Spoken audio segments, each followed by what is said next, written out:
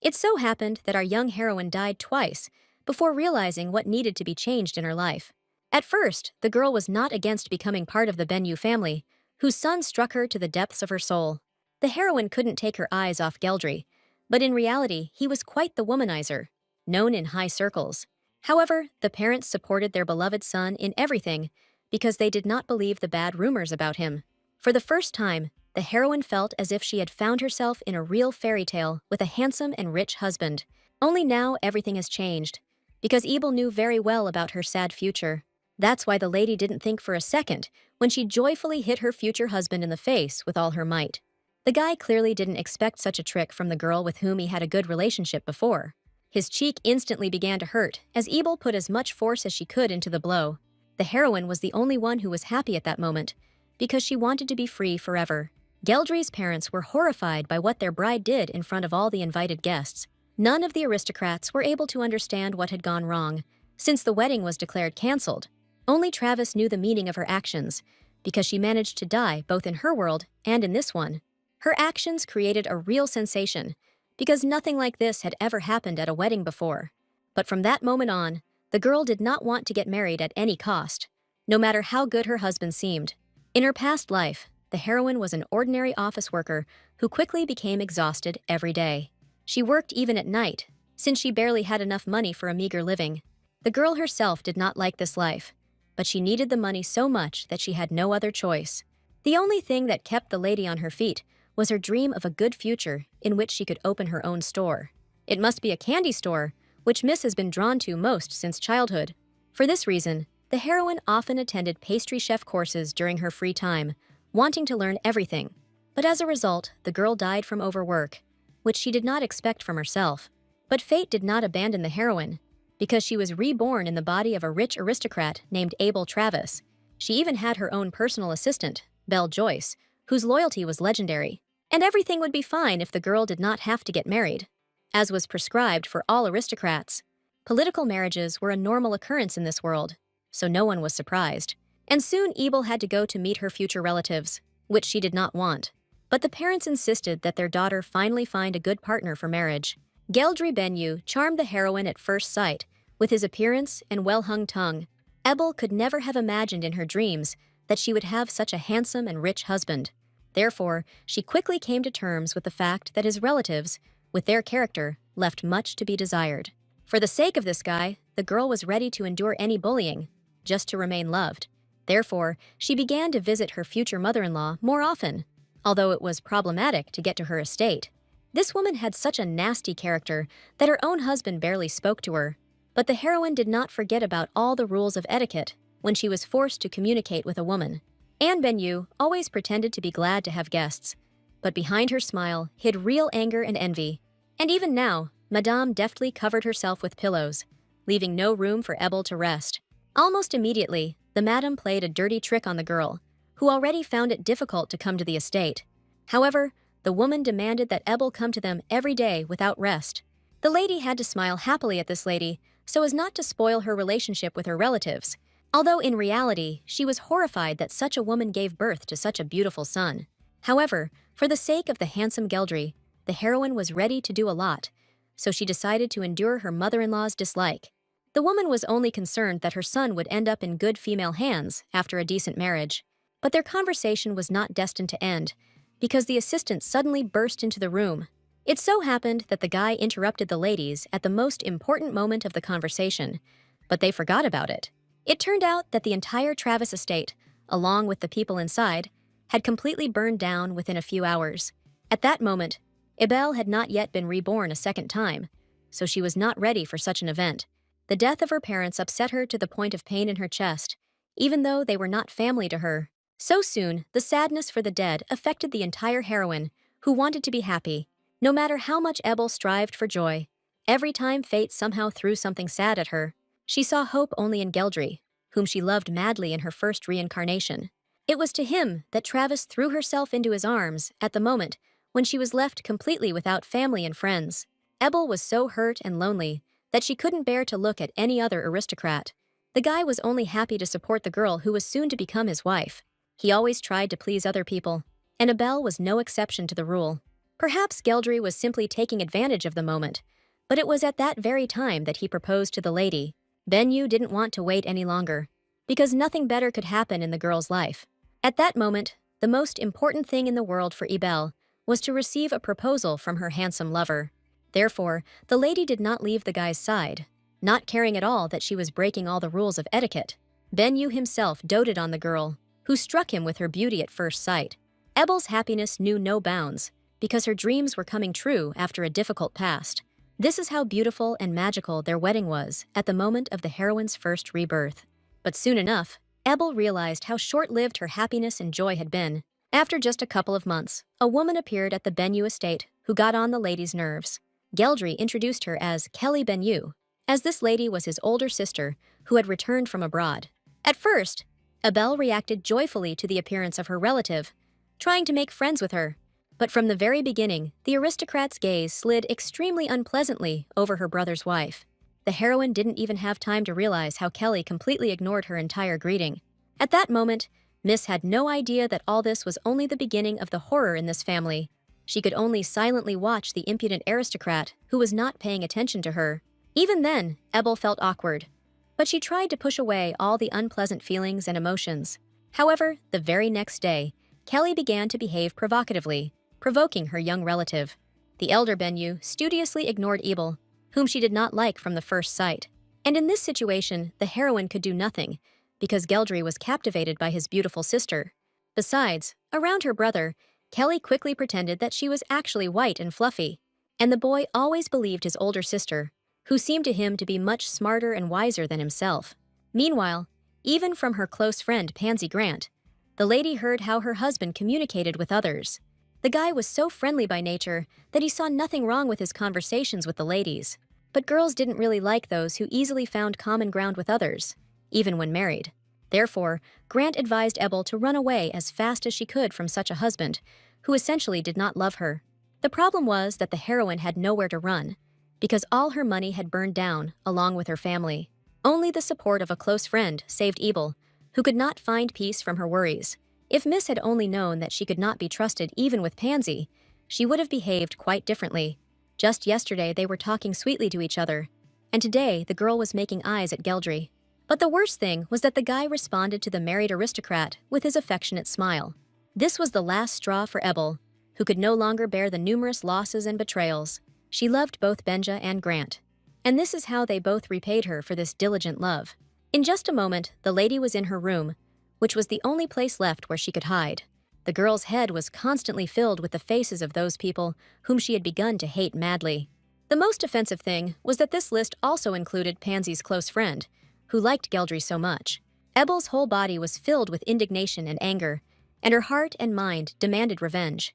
But fate once again decided otherwise, playing a very cruel joke on Ebel.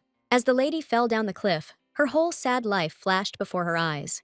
Ebel only regretted that she was never able to take revenge on the people who had so cruelly offended her during her life.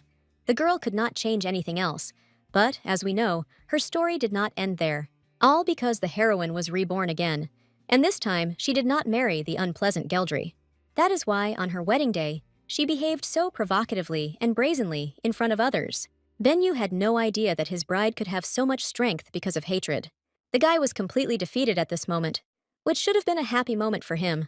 But the heroine decided otherwise, because now only her own life was important to her. No matter how much the groom's parents clutched their hearts, the lady did not feel sorry for anyone in this hall. She left the room with a calm soul, hoping that she would never see this family again. It just turned out that Ebel had almost no money left after the fire at the estate. But even this did not make the heroine, who had already died several times in a row, despair. Her dire situation required some serious thinking about what to do next with her finances. And a saving thought quickly came to Ebel's mind. She could open a candy store. Of course, the faithful servant immediately supported her mistress, who remained with her. Belle had no doubt that the aristocrat's intelligence and skills would lead them to success. Throughout the empire, desserts were always considered something terrible and were therefore banned for a time. But if only someone decided to bake sweets, there would definitely be no end to them after that. That's why the heroine was so happy that her dream from another world could finally come true. She wasn't even upset by the fact that the only building suitable for a store was in a dilapidated state. No matter what anyone said, the girl was full of hope that her candy shop would become the best in the city. And the assistant had no choice but to support her active mistress in everything. Together, they began to tidy up the premises, which they had acquired for next to nothing. The girls spent a lot of effort to drive out the rats and spiders from the rather old building, but soon their efforts were crowned with success, as the main work was finally completed. Belle had no idea that the old building could be transformed so much with just one cleaning. As a result, the store looked brand new, despite the fact that the premises were built many years ago. Now, the assistant was even more confident that their candy shop would quickly become popular. At that very moment, Ebel heard the ladies from the sidelines discussing her behavior at the wedding. The aristocrats were horrified by the way one noble lady treated the well-known marquise. The heroine wasn't too worried about this, because she wanted a different reputation for herself. She had enough moral strength to ignore all the unnecessary gossip about herself. Now, Ebel only had to wait for the first buyer to launch sales. So the girl responded immediately when she heard the doorbell ring. But it turned out to be a less than pleasant guest in the form of an old friend of the aristocrat. The lady was so busy that she completely forgot about this lady, who was known for her love of lies. And once again, Pansy gave a fake smile, trying to play on Abel's feelings. But Miss couldn't throw out the first customers, because a boy came with his friend. It turned out to be her young son, whose manners were many times better than those of his adult mother. The child himself said that his name was Gallic, and he was very happy to meet Ebel. The heroine was instantly delighted at the sight of a boy capable of winning any heart. Pansy wasted no time, as she immediately began to talk about her poor friend's condition. The aristocrat decided that without marriage with Geldry, Ebel could not do anything on her own. All the girl's words settled like poison in the heroine's soul, who became increasingly angry because of this. But Travis couldn't say anything to the first customers, for fear of scaring off the rest of the customers. She merely reminded him that Pansy had so much time on her hands because of her husband's constant infidelities. These words hurt the aristocrat so much that she forgot all her original plans. Pansy refused to believe that her husband was not as faithful to her as she always thought. But at that moment, the heroine was so cruel that she had no intention of sparing the lady's feelings. Grant, of course, couldn't just let such claims go without proper verification, but it was only to the heroine's advantage that the girl eventually left her store alone. Even from her past life, Ebel clearly remembered that she had not been mistaken about her former friend's husband. She personally witnessed the scene of the quarrel when Pansy was sorting things out with her husband's mistress. But the lady completely forgot that Grant had not taken her little son with her. Travis had no idea how to deal with children who were on the verge of hysterics. No matter how smart Gallic was, he was ready to burst into tears because of his mother's absence. Ebel only sighed heavily when she realized that responsibility for the child was now hers. The boy was obedient, so he quickly calmed down when the conversation turned to his mother. Until then, the heroine planned to appease the child with sweets so that he would not be sad. As soon as Gallic tasted the cookies, he was so delighted that his tears dried up. Ebel knew perfectly well that this taste did not exist in this world, because she brought it from her own. The boy was delighted with the sweetness, which he had never tasted before. Like all children, he loved tasty things. But in the Empire, there were too few of them for true enjoyment. That's how, in just a couple of minutes, Ebel easily brought a cheerful smile to the little child's face. The girl couldn't believe that her terrible friend gave birth to such a cute boy. At that moment, she heard the doorbell and decided that it was Pansy who remembered her son. But the reality turned out to be much worse, because Geldry decided to visit the girl with flowers. Ebel wasn't thrilled to see a guy with a bouquet, even though she loved such beautiful flowers. It was important for Benyu to know what exactly he had done wrong that had caused the lady to turn away from him not long ago. The guy was ready to do anything to get back his beautiful bride, who ran away from the wedding. Ebel still had no immunity to such handsome men, but she tried not to give in. The girl remembered too well how much pain this guy had caused her in her past life. That's why she honestly admitted to him that she wasn't even going to look in his direction. Geldry couldn't believe that the girl thought his family were such terrible people. But the lady's face was as serious as ever, so it was clear that she was not lying. Benyu needed at least one reason that would explain everything that was happening to him from a logical point of view. Suddenly, Gallic stood up for the store owner, amazed by her delicious sweets. The girl was genuinely happy to see how selflessly the boy protected her. Geldry had never fought a child before, so he was noticeably confused by this. Belle then took the lady's side, as she also didn't like the behavior of the pestering marquise. So the guy didn't have any more chance to talk to the girl in any way. He was thrown out of the store with such speed, as if the marquise was lighter than a feather. At the same time, the heroine resourcefully kept for herself the beautiful flowers that she actually liked. Benyu wasn't used to finding himself at rock bottom so quickly, because he was rejected again. But Ebel didn't feel at all sorry for the guy who had trampled all her feelings in the past. At that moment, she noticed that Pansy had wasted no time in seeing Geldry. The girl had long harbored secret feelings for him, although she was married to the Duke of Grant. The aristocrat was so selfish that she completely forgot about her little child. But Gallic was used to this kind of thing, so he ran out to meet his wayward mother. One could only wonder why the boy still loved his mother so much. This kind of behavior horrified the heroine, but she had no right to interfere in other people's relationships. Instead, the lady was more concerned that she and Belle had no work the next morning. Ebel thought that people from outside would become interested in her store much faster. But it was only after lunch that the first aristocrat looked into this place with her small children. The girl immediately and joyfully served the client, who became a ray of light for her. However, this lady took only a few sweets for her daughter, and then left silently. So Ebel was once again left without clients, which could not help but worry the young heroine. But literally, an hour later, everything changed dramatically, because customers poured in droves. The heroine barely had time to discuss everything that was beyond her greatest dreams. The lady quickly guessed that all these children learned about her sweets from that very Gallic. So her kindness to the boy paid off 1,000,000 times over in one day. Of course, the women brought their children, because they really liked the sweets. But this did not change the fact that communication with Gallic was beneficial for the responsive Ebel. In just a couple of hours, the heroine learned to communicate perfectly with the kids who liked her. This is how the girl was able to quickly recoup almost the entire cost of creating her candy store. No matter how tired she and her assistant were, both girls were delighted with the result. Their modest sweet shop gradually became more and more popular in various circles. One person, whose story will be known a little later, also did not bypass this place. And before meeting him, all of Ebel's sweets were selling at the same breakneck speed. At the end of the working day, the heroine even allowed the maid to rest, as they were both tired. Unexpectedly, Belle admitted that she initially did not believe in the power of their store. But now the assistant saw how wrong she had been, and that made her emotional. Ebel smiled happily at the girl, once again reminding her that she had promised to free her from poverty. The lady was not angry with the maid, since she herself had doubted her skills several times. But now the guests asked to go into the store, even after it closed, which was surprising for the ladies. They couldn't take their eyes off the handsome man who visited their humble sweet spot. The girls had never seen such a handsome and elegant guy in front of them before. This man was in no hurry to give his name, and generally behaved like the owner of this room. But for his striking face, Ebel was ready to forgive the mysterious stranger a lot. However, this time the unknown person did not insist on service when he was told about the closure. His behavior only surprised the girls more, because the guy left as quickly as he appeared. It turned out that Ebel and Belle had the same tastes, as they liked this man. The girls were only glad that they had more and more in common every day. A few days later, the heroine came up with many more different flavors of sweets to sell.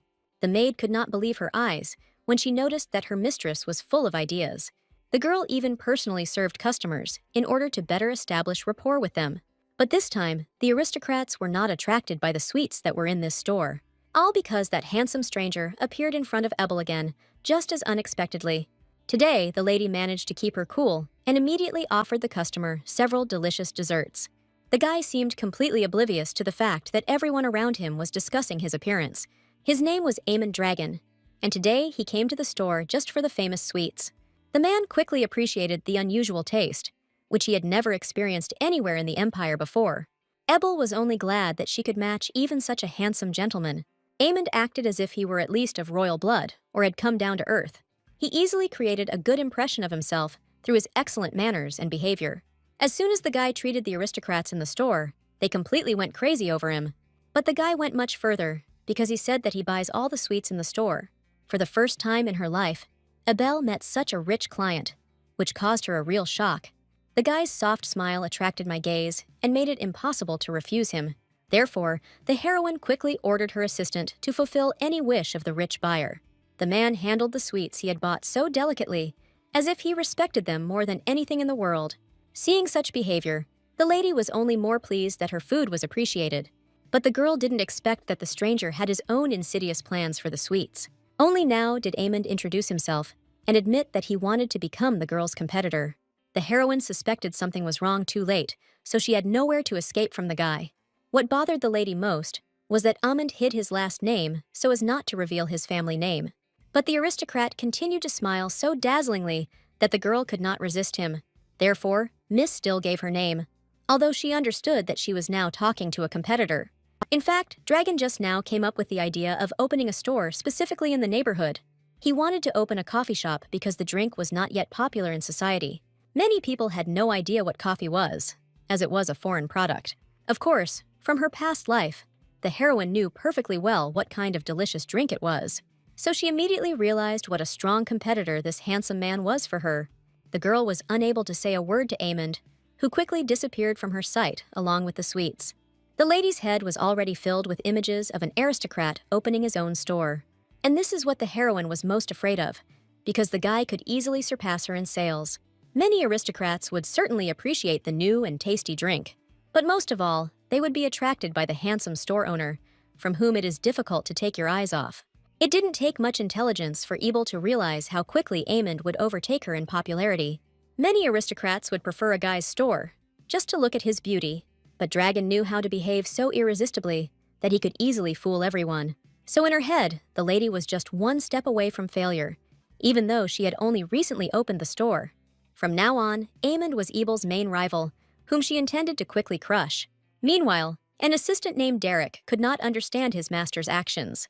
The whole point was that Amund was the king of dragons, but he became interested in humans.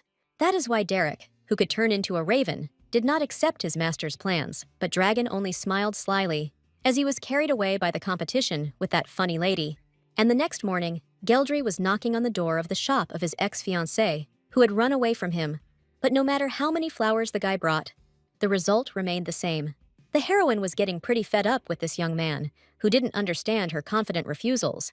It got to the point that the girl had nowhere to put the baskets of flowers that she had been given. The lady had many times regretted accepting flowers from the guy the first time. Geldry acted as if he didn't understand at all why Ebel was so actively avoiding him. As soon as he saw even the girl's serious face, he rejoiced like a little child. Benyu kept trying to prove to Travis that he really did miss her presence to the point of madness. But the heroine didn't feel any pity for the guy from whom she suffered a lot in the past. No matter how much Geldry begged the girl to return, it was all absolutely useless. The guy tried so hard that anyone could sympathize with his sincere and deep grief. But once again, the Marquis heard words that there was no place for him next to his beloved. However, Benyu was not one of those who so quickly forgot about the people he was in love with. Moreover, all the heroine's arguments were weak, because she could not admit to being reincarnated. This time, the lady was distracted from her personal conversation by a client who needed sweets. As a result, Geldry took advantage of the moment and entered the store, although Miss was against it. It turned out that the guy was so famous in society that ladies instantly recognized him. He was ready to communicate with each Benyu so nicely, as if he was determined to build a relationship. Ebel was seething with anger as she watched Geldry cooing with the other ladies. But the guy seemed not to notice Travis's furious gaze, continuing to smile sweetly at the others. Moreover, at some point, the Marquise even invited one of the beautiful aristocrats on a date. This behavior of the ex-fiancé became the last straw for the already enraged heroine. She became so angry that the tense atmosphere around her became noticeable to everyone around her. As a result, Geldry was once again shown the door, although he himself did not have time to understand anything. The next morning, the heroine ordered the maid not to let anyone else into the store. She had no intention of giving the Marquise, who had already become annoying with his appearances, a break. Ebel herself planned to take on the showdown with Amund, who was a worthy competitor. But the girl had never given up at the very beginning, and therefore was not going to start this. To confirm her words, the heroine put on pants that were hidden by the dress. The maid did not approve of this experiment, because it violated all the etiquette of true ladies. But Ebel didn't care about such conventions, since she was ready to do anything for the sake of victory. The girl's entire body was burning with the desire to finally wipe the floor with her main competitor. To begin with, the lady needed to find more assistants, because Belle couldn't cope with all the work. But the day had begun, which meant that customers were happily arriving at the candy store. This time, Gallic was the first to come to the girls, and he was glad to see good friends. The boy acted wiser and brought a nanny with him today instead of his annoying mother. But what surprised Ebel most was that the child had also cleverly brought his friends with him. The kids immediately ran all over the store in search of the sweets that were right for them. The heroine didn't have time to look around before she found herself surrounded by cute children. The lady understood perfectly well that it was Gallica who should be thanked for this people. The boy did a great job as a walking advertisement because he liked the store. Only now did the little boy dare to admit that in the future he would like to help Ebel with cooking. There was so much hope and dream in his eyes that the miss did not dare to disappoint the child. Therefore, the heroine confirmed that with a strong desire, absolutely everything was possible. This again brought Gallic into indescribable delight, because the girl did not drive him away. Until the evening, the girls dealt with orders, encouraging all the requests of small children. It was only towards sunset that they were able to find time for themselves, so they went on a picnic. Nothing foreshadowed trouble on this pleasant evening stroll through the quiet city. But then Belle noticed a familiar aristocrat nearby, with whom she had not spoken before. But Ebel knew very well that Anne Benyu had constantly tormented her in the past for any reason. The lady managed to put a polite smile on her face, although she was already anticipating a serious argument. In fact, the woman tried in various ways to ruin her former daughter-in-law's business. But from the girl's face, she saw that up until now, her affairs with sweets had been going quite well. This did not suit Anne, who wanted to destroy the unpleasant aristocrat as quickly as possible. So the lady burst into the store without an invitation, although the heroine had closed it long ago. Benyu planned to find the girl's weak spot in order to put pressure on her later. So she spewed out poisonous phrases in the hope that the lady would react to something. But the heroine was prepared for such behavior, so she continued to smile back. Anne didn't expect that her rival would be able to maintain an indifferent expression on her face until the very end. But now, Madame was on foreign territory, which Ebel hastened to finally remind her of. The girl was not going to tolerate the annoying client any longer, who had no intention of buying anything. This disrespect caused the aristocrat to fly into a frenzy of rage that usually did not flare up. Only at the very last moment did Geldry, who was wandering nearby, manage to stop his mother. It so happened that at exactly this time, a guy came to the candy store with flowers. This time, the heroine even felt a little grateful to the Marquise for taking his mother with him. Geldry promised to visit the girl a little later, smiling sweetly at her as he said goodbye. But Ebel honestly admitted that she hoped that their meeting would never happen again. The lady was already so tired of the guy's constant visits that she was ready to move away. Only her favorite activity distracted the girl from her nerves, because while cooking, she relaxed. Ebel mixed each ingredient with love, remembering all the proportions perfectly. That is why true culinary works of art were constantly born from her skillful hands. The heroine herself was more than once delighted with how wonderful everything turned out for her. The lady was lucky, and just recently, the emperor lifted the ban on the sale of sweets in the empire. So now Mrs. Little Business was gradually gaining momentum in sales. Belle supported her beloved mistress in everything, as she was delighted with her ideas. It seemed like these two girls could handle any challenge as long as they stayed together. As time went on, the queues at Ebel's store grew longer and brought in a lot of money. The aristocrats never stopped praising the heroine in the hope that she would become their daughter-in-law. It got to the point where Belle had to close the store in front of customers. Before, the heroine would never have thought that all her sweets would quickly fly off the shelves. But now she felt truly happy, because she was doing what she loved. And nothing could spoil the girl's mood and desire to continue developing the candy store. Ebel was constantly coming up with new, delicious recipes that she would soon bring to life. But this morning, the lady was unable to get enough sleep because of the loud noise coming from the street. Travis screamed loudly, expressing everything she thought about those who woke up people around her so early. But Miss didn't expect that the reason for this noise would be a completely legal phenomenon. The whole point was that very competitor was finally opening his establishment next door. Eamon deliberately pretended that he didn't immediately notice the girl approaching him. But in fact, all of the guy's senses were heightened many times more than those of ordinary people. Ebel couldn't argue that the rival's store really did look like something worthwhile. She herself did not expect that she would end up being interested in how everything worked out for her competitor. The guy was bragging about what he had managed to do, and the girl politely praised him in return. In the meantime, Eamon invited the lady as his first customer to his new store. His eyes lit up as he talked about the delicious drinks that could be made from coffee. Because of the guy's beautiful eyes, it was difficult for Ebel to refuse him. Although she was against it, Miss tried her best to run away as far as possible, just to avoid being involved in the process. The heroine's plans were to praise only her store, which she doted on. Only Dragon's pleasant compliments made the lady stop in her tracks. The guy easily captured her attention when he admitted that he would like to buy her a coffee. Amond carefully chose the moment to say the right words to the girl. In the end, the lady fell for it because she could no longer fight the aristocrat. No one had ever communicated with a girl so pleasantly before, even though she was complimented. But no one could resist such a handsome competitor, no matter how hard they tried. So Ebel ran out of arguments before she could understand anything. This is how Miss found herself drawn into an adventure in which she initially did not want to take part. Having nothing better to do, the girl nevertheless began to study the selection in order to order a coffee. But Amon did not leave Miss alone, as he wanted to impress her to the depths of her soul with his coffee. The first thing the guy did was try to find out what kind of coffee the girl preferred. Lost in her dreams, Ebel actually began to name her preferences, because she was from another world. But the heroine quickly realized that she shouldn't know anything about this drink. The girl's emotions did not escape Dragon, but he could not clearly explain them to himself. In the end, the lady tried to confuse the guy by saying that she just wanted something tasty. Surprisingly, these words did not bother Amand at all, who was confident in his abilities. The guy immediately rushed off to prepare the drink, happy that he would have his first customer. Only now did the heroine notice that all this time she had been wearing her favorite pajamas. With all the things she was doing, she completely forgot about getting herself in order. But it was too late to run away from the handsome man who was diligently preparing a coffee drink for her.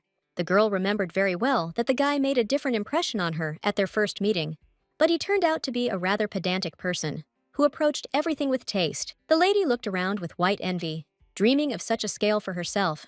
Soon the coffee was ready, and its appearance and smell were attractive at first sight. Even the cook didn't capture the girl's attention as much as the drink in her hands. Ebel had no hopes for the drink, even though she had really liked it in her past life. But the taste of the latte exceeded all the lady's expectations, and she felt as if she had plunged into a fairy tale. The heroine couldn't hold back her sincere praise when it came to whether she liked the drink. The girl realized too late that she had accidentally revealed all her feelings to a stranger. It turned out that it took Amond just a few seconds to study all of the girl's preferences. He would have liked to continue this conversation, but Travis could no longer withstand his beautiful gaze. So Ebel quickly ran away, citing that she had her own business to attend to. Within just a couple of days, crowds of admiring aristocrats were constantly gathering outside the coffee shop. At first, they were attracted by the handsome appearance of the owner, who smiled kindly at everyone. But a little later, huge queues really did start to form for the most delicious drink. So Derek had to come to the aid of the gentleman, who could not cope with such a workload. The assistant was wary of the Dragon King being in human company, but Amond was so carried away by his occupation that he no longer saw himself outside of this pleasant atmosphere. Therefore, Derek had no choice but to indulge all the master's desires. Of course, the girls did not ignore the appearance of the second worker who had recently appeared. They deliberately gave the guy difficult tasks to see how he would complete them. Every time Derek was consumed with shame about this, but he tried to do everything possible for his clients. Meanwhile, the number of customers in the candy store was decreasing every day. Ebel understood the reasons for this perfectly well, but tried to ignore her competitor. But Amon seemed to be constantly passing under the windows of the candy store, and every time, Belle was invariably happy that she could once again admire the handsome guy. The heroine could do nothing with the maid, who always gave vent to her feelings. But just a little more, and the lady will have no clients left at all due to a powerful competitor nearby. Ebel urgently needed to come up with something worthwhile to save his store. Suddenly, a brilliant idea related to coffee finally came to the girl's bright head. The idea was for the two stores to collaborate so that each could continue to exist. In this way, customers will gradually move from coffee to sweets and vice versa. Dragon immediately became interested in the offer that his wise neighbor made to him. But Ebel didn't expect that Amund would set her conditions for concluding the agreement. And the first of them was that the lady should from now on call the guy only by his first name. The Dragon King did this because he currently perceived Miss as a victim. If the heroine wanted to save the store, she had no choice, so she agreed. The girl's obedience appeased Amond, who had not expected such a quick result. In fact, this collaboration was doubly beneficial for him, since the guy wanted to communicate. But Ebel was afraid that the aristocrat's last condition might become too serious for her. But Miss only needed to sell some of her sweets to exchange goods. When she saw the price, the heroine decided that she had simply imagined such a large sum at first. But it quickly became clear that Amund was not joking at all when he offered the girl so much money. This offer was so advantageous for Ebel that she made an immediate decision. The lady didn't notice at all how angry the guy became after coming into contact with her handshake. The girl was so happy about the successful contract that she didn't pay attention to anything else. Only in the evening did she wonder whether her decision had been too hasty. But it was too late to change anything, because Miss wanted to promote her sweet business. So Ebel attributed Eamon's easy consent to the fact that he was impressed by her beauty. What the girl didn't expect was the huge number of love letters and gifts. The heroine simply sold sweets, but turned out to be popular among the male population. Thanks to the collaboration with Eamon, customers quickly returned to the candy store. And the lady knew for sure that no one needed her when she had almost no money. That's why Ebel didn't believe any letter in which men confessed their love to her. But then, an unknown man appeared, and the girl did not dare to ignore his letter. All because the lady was approached to introduce the imperial family with a small invitation to the ball. Ebel couldn't believe her eyes when she actually saw the seal on the modest envelope. Miss knew that she quickly became popular, but the attention from the prince was surprising to her. The heir specifically sent a detachment of knights so that the miss could not refuse him. If it weren't for that whole crowd, the heroine would never have believed that the sender was the prince. It turned out that the guy would like to try Ebel sweets during the imperial tea party.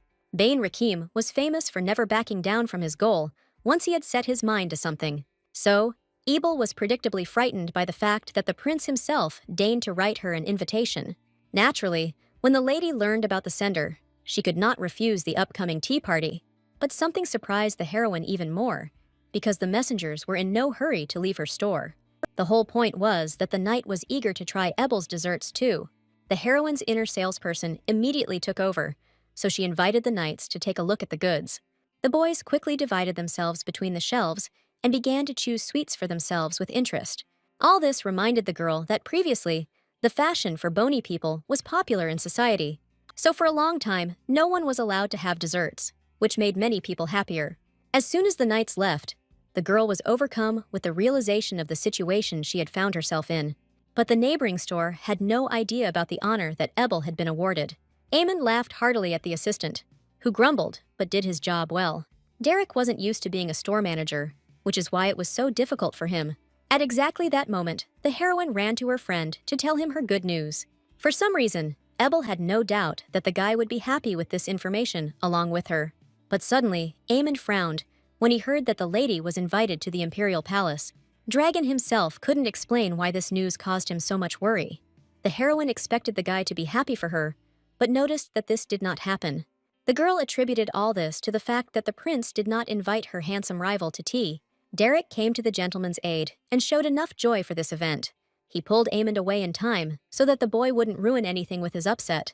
In fact, the assistant was unhappy with the fact that the owner had such poor control over his emotions. This was the first time in the life of the Dragon King, because he had never interacted with people before.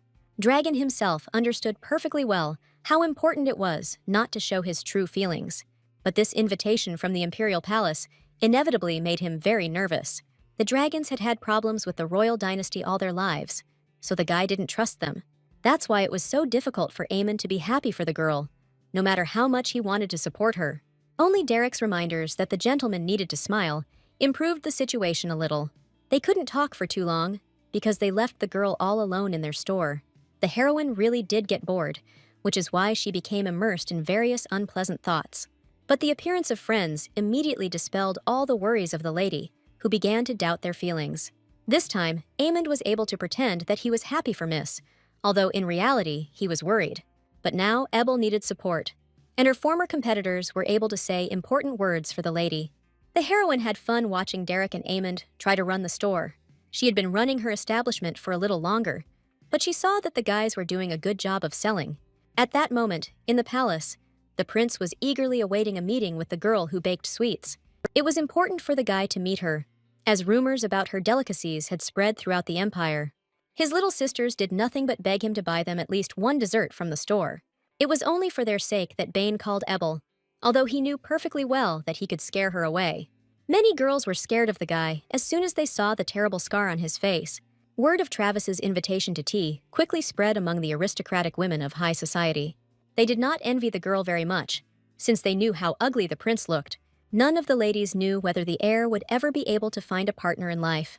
In her past life, Ebel had never met the prince, so she couldn't understand why everyone was afraid of him. The lady herself was only worried about the unpleasant Benyu family, so she was ready for a lot. But her assistant couldn't cope with her fear, because she didn't go to such events. The heroine tried her best to support the maid, showing her a good example with her smile. But Belle was desperate to stay at the store, even though they had found a replacement in their absence. Their little argument was interrupted by the appearance of the imperial carriage, which had arrived for the two guests. Ebel was full of anticipation, because it was a great honor for her to visit the imperial palace. Therefore, the girl had no doubt that she had made the right decision with her consent. The lady managed to infect everyone around her with her optimism, so that Belle soon felt better. As soon as the girls arrived at the place, they were met by one of the best servants of the imperial family. Ebel deliberately lied that her maid was an aristocrat, so that they could get through.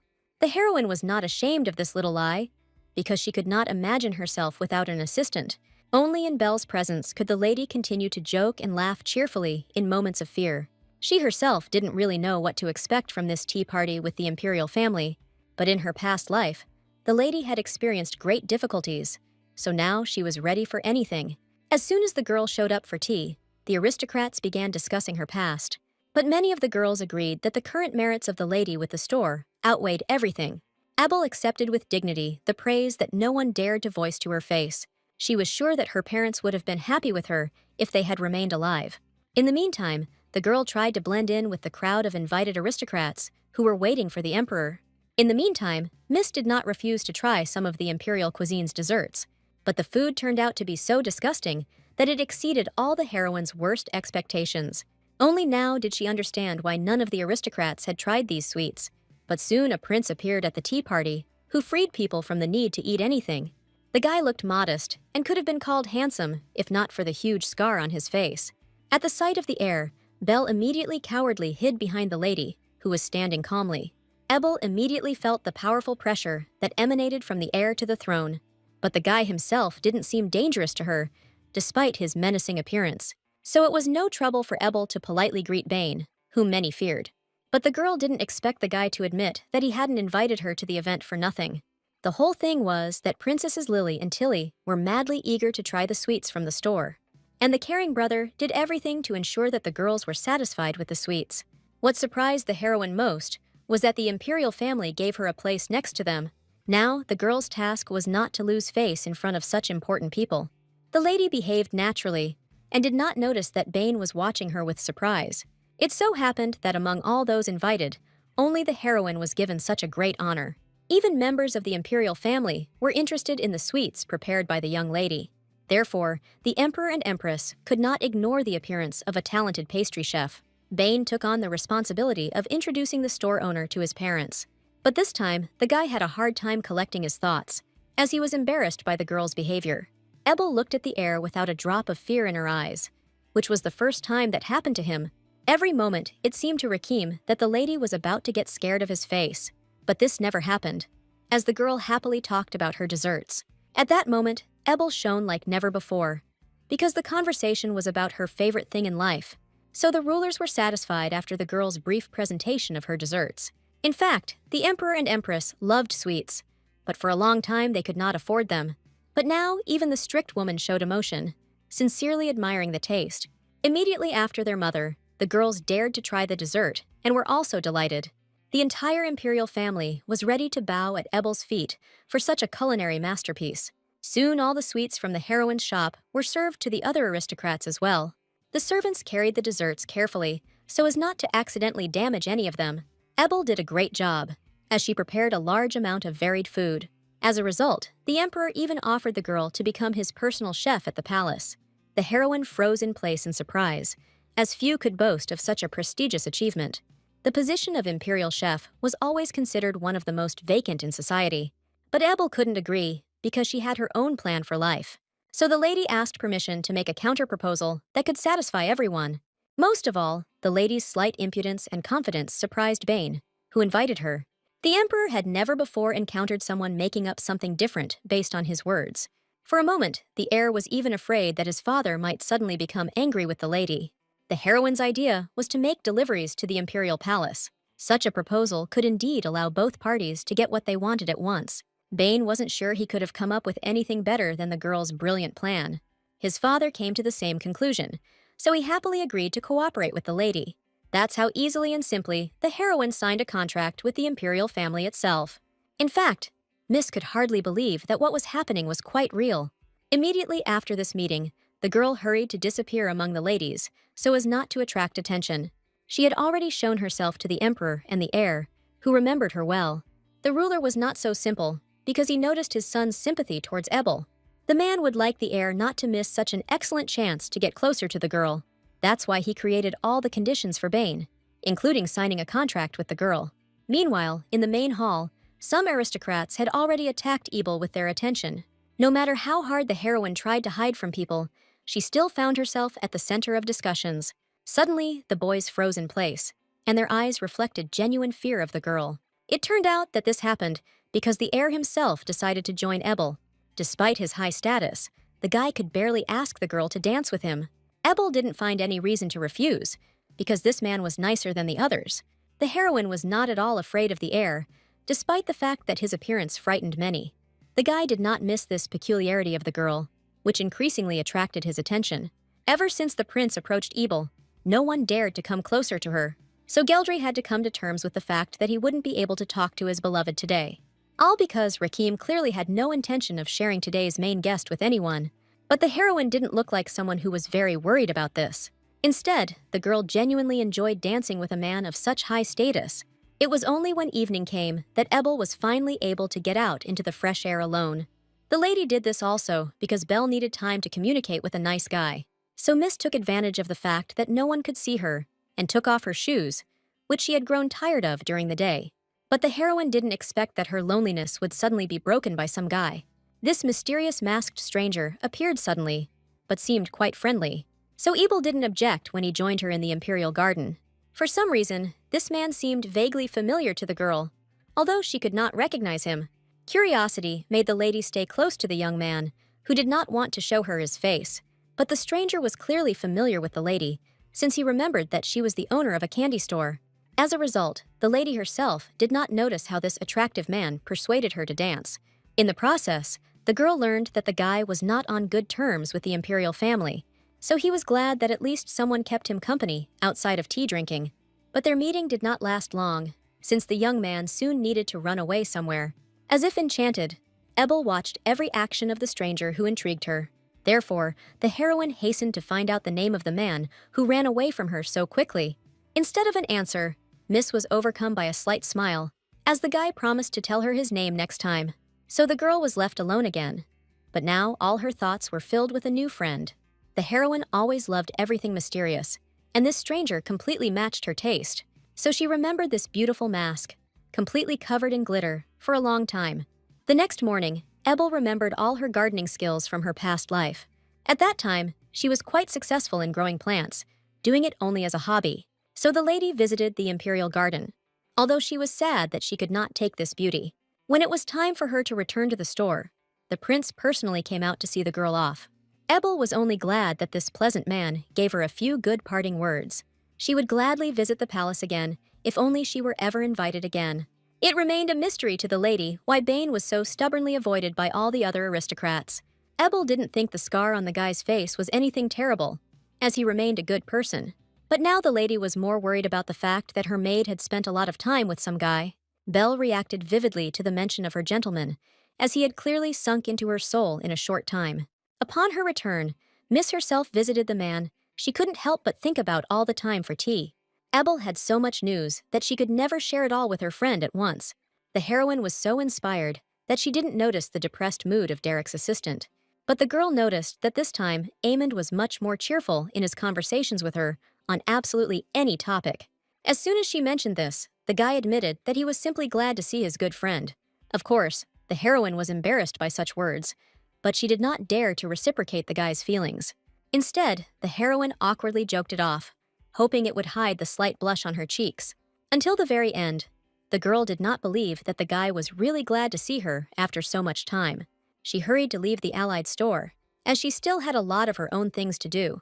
Aemond diligently waved to the lady from the window until she was completely out of sight. The Dragon King fell in love with this girl more and more, and he could do nothing about this circumstance. But Derek had no desire to help the master confess to the human girl. but Dragon knew very well how his assistant could be bribed. Therefore, the guy had no doubt that Derek would not leave him in such a difficult situation. Soon the dessert, which the imperial family liked, became known throughout society. That's why crowds of people appeared in front of the girl's shop, wanting to try this sweet treat. She made so much money from this that she couldn't believe her eyes. So the lady even gave a prize to Belle, who worked tirelessly with her. That night, the heroine slept so sweetly because she had a large sum of money in the safe. Only in the morning, it turned out that all the money had somehow magically disappeared. Naturally, Belle immediately filed a report about this with all law enforcement agencies. The lady had some money left in the bank, but this could not save the situation with the disappearance. The heroine did not expect such meanness from the people she delighted with sweets. As soon as she told Aemond about this, he immediately supported his injured friend. Miss didn't believe that the missing item could be found, since there were no cameras around the store. But the guy acted as if he had one surefire plan to find the missing money. His behavior interested the girl, who had already begun to plunge into the abyss of despair. Abel couldn't miss any opportunity if there was a chance to get her money back. But Aemond was torn between the desire to help his colleague and the fear that she would be afraid of him. Therefore, he took a promise from the aristocrat that she would not turn away from him, no matter what happened. So that night they visited the candy store, where nothing had changed. But Dragon did not come empty-handed, because he had a special potion with him. The guy spilled a few drops on the floor, and the desired traces immediately appeared below. The heroine saw something like this for the first time in her life, but she was not afraid, because Aemond was trying to help her. The Dragon King felt better when he realized that the girl had no intention of moving away from him. Only the footprint without shoes aroused the suspicion of the friends, as it led in a slightly different direction. They bravely followed him in the hope that the money would still be safe and sound. But the lady did not expect that the tracks would lead them to one of the night taverns of this big city. In fact, it was logical that the criminal could not have taken all his money somewhere else. However, Belle was frightened by the fact that the man had already drunk everything he could steal from her. As soon as Aemond appeared on the threshold of the tavern, many of the visitors quickly recognized him. They were delighted to notice that this time, the guy was in the company of a nice lady. But today, Dragon had no desire to have a nice chat with the tavern's customers. With one brutal look, he drove everyone away, thereby quickly clearing the room. And only the tavern owner was forced to remain where he was. But our heroes suspected him. Ebel couldn't take it anymore, so she angrily attacked the man who didn't understand anything. The tavern owner could pretend as much as he wanted that he didn't understand what was being discussed. It was for this occasion that Aemond took with him a little more of the potion, which showed traces. The man did not expect that the guests would have magical abilities, which he greatly feared. Dragon's face showed no sign of sympathy for the thief who dared to offend his friend, and the marks that appeared on the floor worked many times better than any, even the harshest and most terrible sentence. Therefore, the merchant had no choice but to admit his guilt in the hope of forgiveness. But this time, the heroine had no intention of forgiving the man who might steal something again. Suddenly, the man pushed the girl away with all his strength, trying to escape the crime scene. But Aemond's reaction was many times faster, and he didn't even have to catch the merchant to do it. The man himself fell to the floor because of the footrest and was no longer able to get up to escape. But Dragon was only concerned about Ebel's condition, which was actually fine. The girl's heart beat joyfully in anticipation because they had found the malicious criminal so easily. Literally, an hour later, the friends handed the dealer over to the police so they could deal with him further. But what pleased the lady most was that all her money was in perfect order. In her joy, the heroine almost kissed the guy who had given her so much support. But Aemond only wanted Miss to continue to affectionately call him by his first name. A little later, the lady again recalled all the circumstances of their night adventure over money. Then, just in case, the guy gave the girl a ball that guarded her entire house with the help of magic. Ebel was even more delighted with the gift that could save her from robberies. But the question naturally arose in the girl's head. Who was her good friend and ally? It felt like the guy was good in whatever field he took on. He even dealt with the criminal so bravely that he tried to escape from the crime scene. Despite the open store, Aemond had enough money to live on and not work at all. Therefore, Ebel asked with excitement what kind of family her lifelong friend represented. But the lady didn't expect that the guy would cleverly avoid answering, citing the late hour. This situation did not give the heroine any peace, since she suspected something was wrong with Aemond. In the end, the miss decided that she shouldn't care about anything as long as the guy doesn't do anything bad. The next morning, the prince again found it difficult to concentrate sufficiently on the important imperial work, all because the little sisters attacked him, sincerely wanting to taste something sweet. It was only when the maid took the babies that Bane found it a little easier to work with the paperwork. The whole thing was that the young, mischievous girls ran away from their assistant, and she was looking for them everywhere. In fact, Reckham wrote the letter for Ebel not because the girls persuaded him to do so. Lily and Tilly were just an excuse for the prince to write to that girl again. Only the maid saw how much her master desired this meeting with the store owner. But the guy was always stopped by the fact that his face was adorned with a huge and ugly scar. It was a mark obtained during the final, brutal battle with a powerful dragon. And since then, the guy was afraid that he would never be able to find a suitable partner for himself. But with the appearance of Ebel in his life, a lot changed, because the girl added confidence. Meanwhile, the heroine's affairs were going even better, since she used her thief as advertising. Today, the girl had one of the important guests, as Gallic came into her store with his nanny. The lady was always glad to see the boy, whose behavior caused her sincere delight. But this time, son Grant brought friends with him, who were visibly embarrassed and a little scared. What bothered Miss most was that these children's parents had recently been sent to prison. The heroine couldn't help but remember that her kidnapper had just been talking about his poor children. For a long time, the man justified himself by saying that he barely had enough money to feed his family. But at that moment, the girl did not believe that the merchant had been telling her the truth all this time. And now, these children were asking to work for Ebel in order to earn at least a little money for themselves. Of course, Miss could not refuse the children, whose poor fate she herself had contributed to. Although hiring children was not a very good idea, they would make excellent couriers. The kids were ready for any job, and their enthusiasm was clearly reflected on their little faces. It even got to the point that Ebel was inspired to create a new sweet in their image. Many children were delighted with the gingerbread men, which everyone liked. What can we say about the unearthly taste of sweets, which literally made people freeze in their tracks? So the heroine's business was going well, because her store was always full of wealthy customers with children. The only thing that worried Ebel was that she still hadn't been able to thank Amond for his recent help. The girl was not one of those who could calmly forget how someone wasted time on her. But when the lady had the idea, it turned out that only Derek was in the coffee shop. Any other girl would have been upset by this, but the heroine was distinguished by her enormous patience. It so happened that she was lucky, and Amond suddenly appeared right on the threshold of the store. Miss was embarrassed because she did not hear the sound of hooves from the approaching carriage, but Ebel was so eager to offer even greater cooperation that she quickly forgot about everything. Only Derek remained aloof, although he did not understand why his master was bothering so much with this lady. The guy had already regretted 100 times that he had left the warm palace to help the Dragon King. Soon, since Ebel already had many workers, Amond decided to buy a couple for himself. But Derek only selected girls, since they were the ones who mostly asked for work. The guy would never have been able to admit that he hired people purely according to his own taste. Meanwhile, Amond tried to open up to his young partner from different sides. For the first time in a long time, the guy gave the lady a tour of the entire premises of his store. But their idyll was interrupted once again by Derek's grumbling, who had something to say. Raven saw perfectly well that the coffee shop had been operating at a loss for quite some time. As a true money hunter, the guy was not happy with this strange business situation. But the Demon King believed that everything would be fine as long as Ebel had money. His infatuation with this cheerful girl grew stronger and stronger, and this was stressing out his assistant. As usual, in the morning, the heroine treated all her friends to sweets that she had recently invented.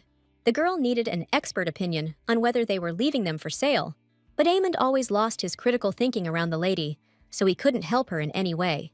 The heroine was constantly surprised by the fact that the guy was ready to eat absolutely any of her desserts. She sincerely didn't understand whether her ally really loved sweets that much. Until now, Ebel has not come any closer to figuring out who her friend really was. The girl had so many worries that she didn't even have time to develop a detective theory. Lately, everyone has been talking about her trip to the palace to see the prince, who was known as a terrible person. The aristocrats, who had never seen the heir, imagined him as a real tyrant. Ebel knew how far the ladies were from the truth, but she couldn't convince everyone around her. Every evening was the same for Miss, as she constantly burned love letters from Geldry. The guy wrote confessions with such frequency that any typewriter would envy him. The heroine would prefer to get rid of the Marquise, whose appearances brought confusion. But she didn't expect that Belle would suddenly have a couple of surprises in store for her mistress. Lately, the lady had been so focused on her work that she hadn't noticed the maid's behavior. So it came as a surprise to her when the girl became engaged to an aristocrat named Bryce Dan. What frightened the heroine most was the speed with which her assistant made such an important decision. But it turned out that the maid even managed to meet the parents of the guy who accepted her. The heroine had no right to disappoint Belle in love, because she would not listen to her now. All the servant needed from her mistress was a blessing for the wedding she was expecting. Until now, thoughts about her assistant tormented Ebel, and she couldn't help but worry about her. It was clear from the girl's face how much she worried about little things, so this time, the lady didn't even burn all the letters, since she had completely lost touch with reality. It took Miss a moment to notice that Amond had come to meet her and wanted to talk a little. As soon as the guy heard something about marriage, he froze in place in fear and horror. Dragon could not even imagine that his beloved would decide to marry another. There was no one to explain to Amond that in fact, he had completely misunderstood everything. Even the usually resourceful assistant could not now dispel the master's sudden sadness. Derek couldn't leave things like that, so he rushed to the lady who was always ready to talk. The guy honestly admitted to the girl that his boss had been acting strangely lately. Ebel quickly became aware of the boy's anxiety, as he couldn't find a place for himself either. Amond was truly out of his mind, only constantly sighing sadly when he couldn't do anything. Dragon didn't even try to cheer himself up. Despite all the tricks of his skilled assistant, the heroine immediately realized that her ally had changed so much after his recent night meeting with her. The idea instantly flashed through the girl's mind that the guy could very well have fallen in love. But Miss found it hard to believe that Amond really had feelings for her. But even the thought of this significantly raised the girl's ego, because the guy was handsome. She promised Derek to talk to his boss personally because the guy couldn't do anything. Previously, the heroine diligently ran away from any lovers. But now, for some reason, this did not frighten her. She still suspected Amond of something, because she knew nothing about his real family. After meeting Geldry, Miss always felt like all the handsome guys were onto something. Eventually, it got to the point that even Belle noticed the strange state of her usually calm mistress. The assistant was seriously alarmed by the fact that Ebel was pale, as if she was very tired. As a result, everything came down to a conversation about Belle's upcoming wedding, which she was happy about. The maid had long since become convinced that her lover could certainly be trusted. Therefore, the heroine did not interfere with the developing romance, even though it was so fast-paced. Instead, Ebel supported the maid, promising to prepare many delicious dishes for her wedding.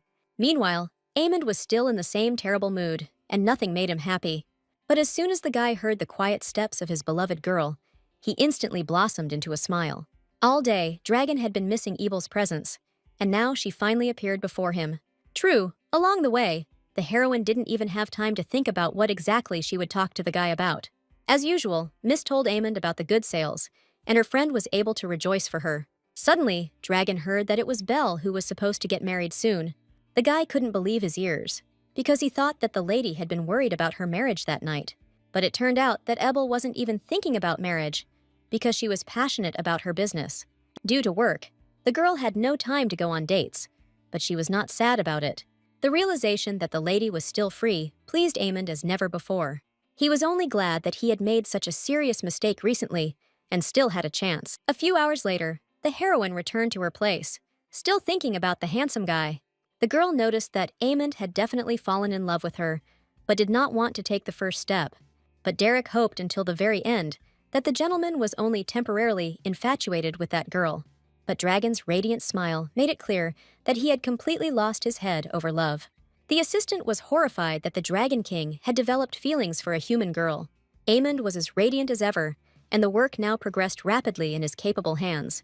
Initially, the king perceived people only as interesting toys to observe. He was amazed to see how quickly they were developing their culture in different ways. And soon, Dragon himself did not notice how he found himself drawn into the human world out of curiosity about it. What struck the guy most was that people were constantly spreading rumors about each other. None of the dragons had ever done anything like this, so any news was new to the guy. This is how it happened that Amond became interested in Ebel, about whom many people had said a lot. At first, the girl didn't seem special to him, because she wasn't even incredibly beautiful, but her ability to speak delicious desserts instantly captivated the dragon to the depths of his soul. So the king himself did not notice how deeply interested he became in this young lady from the pastry shop. Initially, the guy thought that he would only open his own store nearby for a short time, for the sake of the game. But a close acquaintance with this girl radically changed all his plans for the future life. Ebel became someone who ignored any prejudices and was friends with everyone. Therefore, Amond quickly became involved in this friendship and even began to desire something more. But Dragon wasn't the only one who noticed this unusual feature of Travis, who communicated with everyone. Once again, the girl was invited to the palace, where the girls demanded sweets from everyone. Bane eagerly walked out to meet the girl, who was gradually gaining all his attention. But Ebel had no idea why the prince had actually invited her to visit. She spoke enthusiastically about the desserts she had brought with her this time. The girl was even able to name several products that she used directly from the plants. Both princesses were delighted with the sweets, which became better each time. Even Rakim, with his many years of experience, had never seen anyone make sweets so skillfully. But everything came so easily to the heroine, as if there had been nothing complicated about this matter from the very beginning. But the lady wasn't prepared for the question of how she knew so much about ingredients. The whole point was that in her past life, the heroine had studied this skill extensively in courses. But there was nothing like it in this world, so Bane considered Mrs. Skills a real miracle. It was only because the guy turned out to be talkative that Ebel managed to quickly change the unpleasant topic. This time, Raheem immediately tried the desserts that the girl had brought with her with pleasure. Travis enjoyed seeing people around her, enjoying her culinary creations. It all got to the point where the heir didn't want to let the girl go back to the store. But the lady could not stay in the palace overnight, because more work was waiting for her in the morning. What surprised the heroine most was that at the right moment, the guy gave her some kind of gift. As soon as Ebel opened it, she froze in place from the sheer shock that was written on her face. Bane did his best and bought the girl an incredibly expensive and exquisite necklace. Travis's honesty prevented her from accepting such a precious gift, which she felt was undeserved. But this time, the prince had no intention of backing down, because the necklace was a kind of proposal. Ebel realized with horror that this guy had also recently had feelings for her. This is why Bane would like to see the girl as his wife in the future. Rekim's problem was that he forgot to ask what the lady really wanted. So with his stubbornness, he drove Ebel into a corner, and she meekly accepted this gift. The guy himself had no idea that his actions had only further alienated Miss from himself. Everyone around had already noticed the young man's budding love, so they were happy for him. Bane was a shy guy by nature, so he didn't really talk about his feelings. However, he had to admit to his mother that he had managed to give her an expensive necklace. At first, the woman was not against it, because it meant that her son was ready to marry. But she was not pleased with the fact that Bane had turned his attention to the aristocrat from the pastry shop. As expected, the Empress did not like the difference in status, but she said nothing. However, the heir understood everything perfectly well without words, because his mother wanted a different pair for him. But the guy couldn't get Ebel out of his head, and there was no incredible joy on her face. Only now did the prince begin to worry that he might have ruined his relationship with the girl. That evening, the heroine really couldn't take her eyes off the expensive gift. She remembered well how serious the heir had been when he handed her this jewel. But the girl wasn't ready for marriage, let alone ruling an empire. Ebel had long been accustomed to the fact that many could consider her pretty because of her appearance. But the acquired popularity exceeded all the lady's expectations, since she had so many suitors. The next morning, the lady needed Amon's magic because she wanted to try a new recipe. But the guy, out of spite, did not agree to all the financially beneficial offers. What surprised Miss most was that he simply wanted to call her by her first name freely. This permission cost Ebel nothing, so she eagerly agreed to these conditions. The girl was much more interested in business, but she couldn't avoid the goosebumps that came down her spine from hearing its name. Travis quickly became embarrassed by the sexual pressure her ally was putting on her.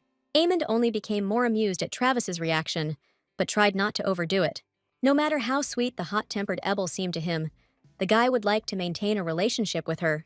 This time, the lady needed ice magic to keep people from burning their tongues on hot chocolate. Ebel's idea was sure to please everyone due to its original simplicity. Amond never ceased to be amazed at how brilliant the girl's thoughts were. She not only came up with the drink, but also figured out how to get children involved in it. The heroine was completely confident that no one would be able to refuse the new season's product. She gave the honor of trying the drink first to her friend to see his reaction. The guy liked the smell of hot chocolate, so he drank it without a shadow of apprehension. The result exceeded all expectations, as the taste of the drink was beyond praise. Derek watched the gentleman's amusement from the side. but did not say anything to him yet. As soon as Ebel left, Amond obediently returned to business. Happy that the store was thriving, the assistant could not remain silent about the fact that it was he who put so much effort into development. Once again, Derek faced injustice and devaluation from his owner. The Raven amazed the Dragon King by eagerly awaiting their return to the palace. But Amon did not want to stay away from such a radiant and beautiful girl. Therefore, no matter how loudly Derek shouted, it was difficult for the gentleman to return home. Meanwhile, the Raven remembered too well how cruel the wars between people and dragons were. But for all his advice, the guy only received a dry rag across the face, which made him shut up. Dragon knew much better than he did how soon his return to the palace was necessary. No matter how much the boy now wanted to abandon his duties, he was a king. That is why Amond, more than anyone else, had a premonition of a possible war with people. Soon the very day of Belle's wedding arrived, which the girl had been incredibly looking forward to. The heroine stood next to the maid, as she would never have missed such a moment. True, Ebel still couldn't believe that she would have to let her assistant go for a while. But the lady did not despair, because Belle had prudently found a temporary replacement for herself. Moreover, the maid believed that her beloved mistress could be trusted to Amond. Although the ladies did not know the guy's identity, he had already established himself as a good person. So Belle hoped that one day Ebel would consider Amond as her fiancé. But the heroine herself knew that this would not happen soon, because she had other plans now. For several more hours, the girls waited impatiently for the groom to appear. But soon Travis suspected something was wrong, because the guy showed no signs of life. From that moment on, Ebel could no longer sit silently in place, waiting for something unknown. As soon as the maid looked behind the curtains, she discovered that her fiancé was nowhere to be found. Before, Belle could never have imagined that the guy would suddenly leave her right on her wedding day. The heroine instantly felt a surge of rage at the fact that the aristocrat had acted in this way. The lady was seriously determined to deal with Bryce personally if she met him again. Suddenly, the girls noticed one of the assistants lying tied up on the floor. None of them expected this, since the maid had not made a sound before. But now she came to her senses and screamed loudly that Dan had recently been kidnapped. The heroine could never have predicted such a turn of events, as she was only thinking about the bad. But it turned out that the groom had not abandoned his bride at all, as the maid had already thought. Belle felt sick that Bryce was suddenly kidnapped right before their wedding. Within minutes, police officers had filled the entire wedding venue. The ladies watched the knights work with alarm as they tried to find any clues. The men were confident that they would soon find Bryce, as he was actively resisting. Moreover, the boy's relatives did not stand aside, calling on as many people as possible to join the search. Ebel had never seen such a large number of search engines, which amazed her. It turned out that the Dan family had much more influence than Travis initially thought. They even sent helpers to calm the bride of their missing master. There wasn't a drop of makeup left on Belle's face, due to the amount of tears she had shed. Soon the knights managed to catch the criminals who kidnapped the boy for ransom. The kidnappers did not particularly resist their capture, as they did not want to aggravate their punishment. But Belle couldn't find her fiancé anywhere, even though it was said that they had managed to find him during this time.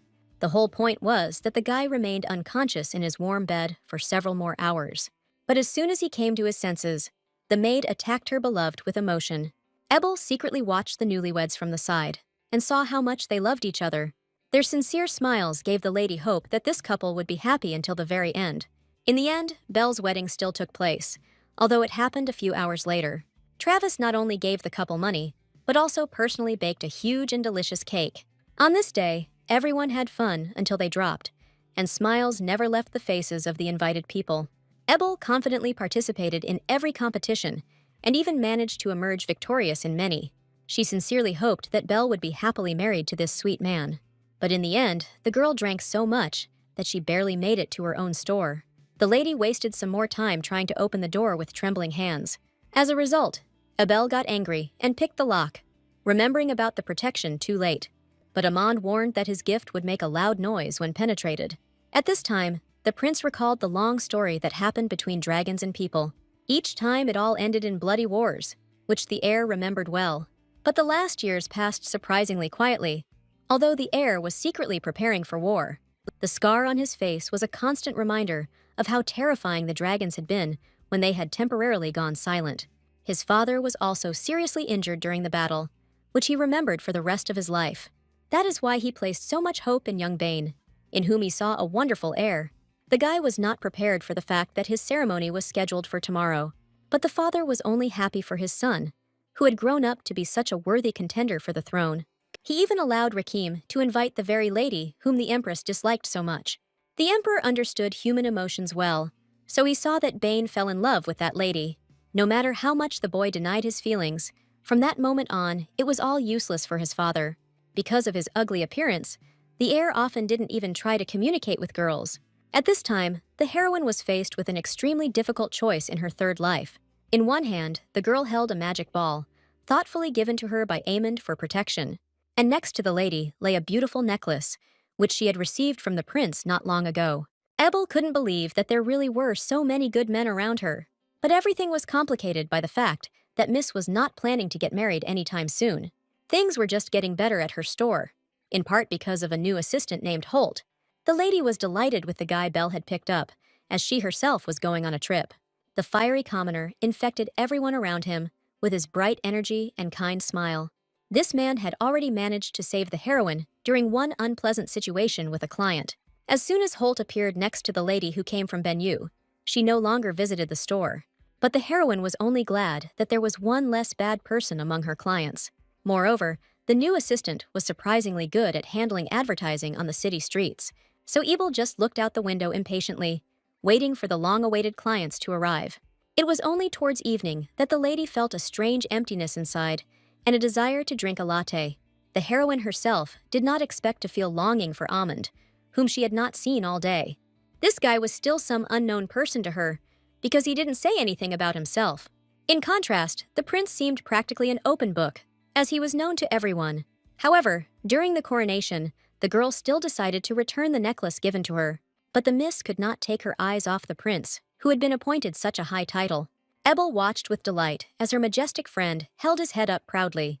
All this time, Bane was looking for Ebel in the crowd of people, with whom he would like to talk later. This made the girl feel awkward, because she had planned to return the heir's gift. At the most inopportune moment, the heroine heard Geldry's annoying voice somewhere in the crowd. The guy was ready to swear that he had recently seen the pink top of his ex-daughter-in-law's head. But the heroine did not plan to communicate with him, so she ran away from the ceremony too early. Information about this reached the prince, who a little later tried to find the girl. The guy took her behavior personally, no matter how much the assistant tried to console him. The worst part was that Bane didn't even have anyone to ask for relationship advice. It wasn't just Rakim who was grieving at that moment, because Travis was ready to die out of shame. Not only did she not give up the necklace, but she also realized that she missed her ally. At exactly this time, the guy suddenly appeared in front of the lady who was whispering his name all alone. The lady could not hide from her friend her worries about the fact that someone was in love with her. Of course, Aemond would like to know as much as possible, but Miss kept the secret from him. Ebel lied that she needed a love potion just in case, otherwise she had become too popular. In fact, Dragon himself was worried about this topic, but he had not confessed anything to the girl before. Only now Aemond could not help the lady with magic, as he had done before, but he could lift Ebel's spirits by preparing an extremely tasty drink for her. The guy constantly tried to do everything to ensure that the heroine would not be sad about anything in life, and the girl was pleased to watch Aemond's beautiful back, which always supported her. Only after some time did Dragon admit that he had left for a while to tidy up the house. He couldn't tell anyone that he was a king, so he explained everything in a rather veiled manner. During the ruler's absence, some dragons dared to behave too noisily, and Amon could not forgive them, since he had given clear orders that they should be hidden. This is how Dragon got rid of the dirt in the entire house, although his heart was heavy because of it. Of course, the heroine thought that the guy was simply personally cleaning out his huge estate. The girl was impressed by the scale her friend described. Although she was not a materialistic person, the heroine was still desperately eager to find out at least some information about her harmful ally. And this time, Aemond was ready to make contact, provided that the lady answered his question. The girl was interested in such a deal, which could well be beneficial for both of them. More than anything in the world, Dragon was interested in knowing what kind of letters Miss had burned back then. But Ebel wasn't ready to admit to her friend that her ex-fiancé was still stalking her. The guy immediately noticed that the heroine did not answer him, instead abruptly changing the subject. The girl jumped up from her seat in excitement, just so that her friend wouldn't have time to figure out anything. This time, Aemond let the situation slide, although he really wanted to know the truth about the letters. But Ebel's moral composure was much more important to the guy, so he remained silent. Due to a shortage of hands, the heroine quickly dragged Amond into the cooking, who did not have time to escape from her. In fact, the guy wasn't even against it, since he was interested in everything related to people. So he cautiously inquired what kind of person the current heir to the throne was. Ebel had already met that guy several times, so she had already formed an impression of him. Despite the terrible scar, the lady saw in him only the handsome and kind prince of the empire. Dragon didn't like the fact that the girl spoke well of his potential competitor. Moreover, Ebel became lost in her dreams and compared Bane to the cake they had prepared together for their tea party. For the first time in his life, the Dragon King heard someone compare people to delicious food. However, the aristocrats were unable to appreciate the dessert, which this time looked suspicious. The burnt crust of the cake suggested that the lady had clearly done something wrong while preparing it. But in reality, all of this was part of the heroine's larger plan, so she was confident in herself. The girl insisted that everyone try at least a piece of this new recipe. To everyone's surprise, the first to dare to do this was the emperor, who was very fond of sweets. The delicate filling, combined with a firm crust, instantly won the heart of the empire's ruler. So soon, every person in the room admitted that Travis had talent from birth. The emperor could not be more pleased that he had finally found an excellent chef in the empire. Moreover, this girl caught the eye of his son, so she could become empress in the future. Although Ebel was not the most beautiful, her personal qualities more than complemented everything else. That is why the girl was firmly lodged in the head of the Dragon King, who often thought about her. Every time the guy ate sweets from the lady, he invariably smiled at his thoughts. Meanwhile, an incredibly large-scale ball was organized in honor of the prince's coronation. It was on this day that the heroine planned to return the necklace given to her to the heir. But at the most inopportune moment, the girl tripped, causing the gift to fly out of her hands. The fact that the necklace touched the ground and jingled quickly killed all the lady's hopes for luck. Ebel couldn't imagine a worse option, because she didn't want to be near the prince. But now she could not return to the heir the jewel that was in such a terrible condition. The girl did not have enough money to buy another similar necklace. At that very moment, the same stranger in the mysterious mask came to the girl's rescue. The guy noticed that Travis was very worried, so he immediately appeared next to her. But at first, the Miss decided that this man wanted to dance with her again, for which there was no time. Now the only thing that worried Miss was that the necklace from the heir was smashed to pieces after the fall. Ebel was complaining just like that, but it turned out that her concerns reached the right person. It was all because this stranger had magic in his blood, so he handled it easily. This is how, in just a couple of seconds, the guy restored the expensive necklace to its original appearance. The girl's happiness knew no bounds, because now she could achieve justice for herself. Ebel needed to return the gift to the prince so that he would no longer lay claim to her. But the heroine remembered that at this meeting, the unknown man promised to tell her his mysterious name. It was just at that moment that the prince noticed the girl he had long wanted to talk to. So Bane approached the lady who, in his eyes, had been all alone all this time. In fact, the heroine would have preferred to avoid communication with Bane, as she was not ready for it. But before the girl could even blink, the mysterious stranger quickly disappeared somewhere. This is how Ebel found herself in a situation where she had to explain the return of the necklace. The girl stated that besides her, the prince must have many other beautiful candidates. It just turned out that all the other ladies were inevitably frightened by the face of the heir to the throne. That's why Bane became so attached to Ebel that she didn't show an ounce of fear in front of him. Gossip about the prince's bad character frightened people so much that they did not want to communicate. More than anything, the boy was afraid that Travis would join those who would be afraid of him. However, the girl could not lie to the prince, saying that from now on she hated him for his past. The silence between them dragged on, and with each passing second, the heir became more and more anxious. But his face brightened when Ebel admitted that she wasn't afraid after all. This is exactly the kind of wife the guy had been looking for all this time, and that is why he could not forget this girl. Due to the enormous amount of stress, the heroine eventually fell ill with a serious illness. She felt so bad that she couldn't even move a single finger. In her sleep, the girl constantly saw a familiar figure who was taking care of her. But the lady was in such a state that she was unable to recognize the face of the man in front of her. Only after a few days did Ebel gradually begin to come to her senses, as the fever passed. The girl immediately noticed that her handsome ally had been keeping watch near her bed the whole time. Travis felt good knowing that the guy cared so much about her at any given moment. No matter how much the heroine resisted, she gradually opened her heart more and more to her friend. The reason for this was not only his incredible beauty, which was striking even in dreams. The main thing was that Amond not only remained handsome, but also helped her well. Of course, the guy opened his eyes at the most inopportune moment, so he heard all the compliments. Taken by surprise, the heroine threw a pillow at him, as she expected her friend to be asleep. But Dragon didn't even think of being offended, as he was completely struck down by fits of genuine laughter. Never before had the king managed to become so close to anyone that he wanted to continue communicating with them. But the guy couldn't forget that just recently the girl had a very high temperature. He handled her very carefully, making the lady feel like a little and sweet girl. It was obvious that of the two of them, Ebel would never have chosen the prince. It just turned out that Amond once again needed to leave the lady for a long time. This circumstance immediately set Travis back, and she no longer thought about the relationship. Every time the lady started hoping for a guy, he somehow disappeared from her life. The same thing happened with Amond, who did not warn anyone else about his imminent departure. Therefore, the heroine had to personally deal with disappointed customers because of this. Quite quickly, their entire collaboration seemed like just a sweet dream to the girl. Although Amond promised to write, Miss was still tired of his constant disappearances from her life. Therefore, she did not really expect letters from her friend, although she had already begun to miss him for a long time. The girl's sad state was quickly transmitted to Belle, who returned from her trip.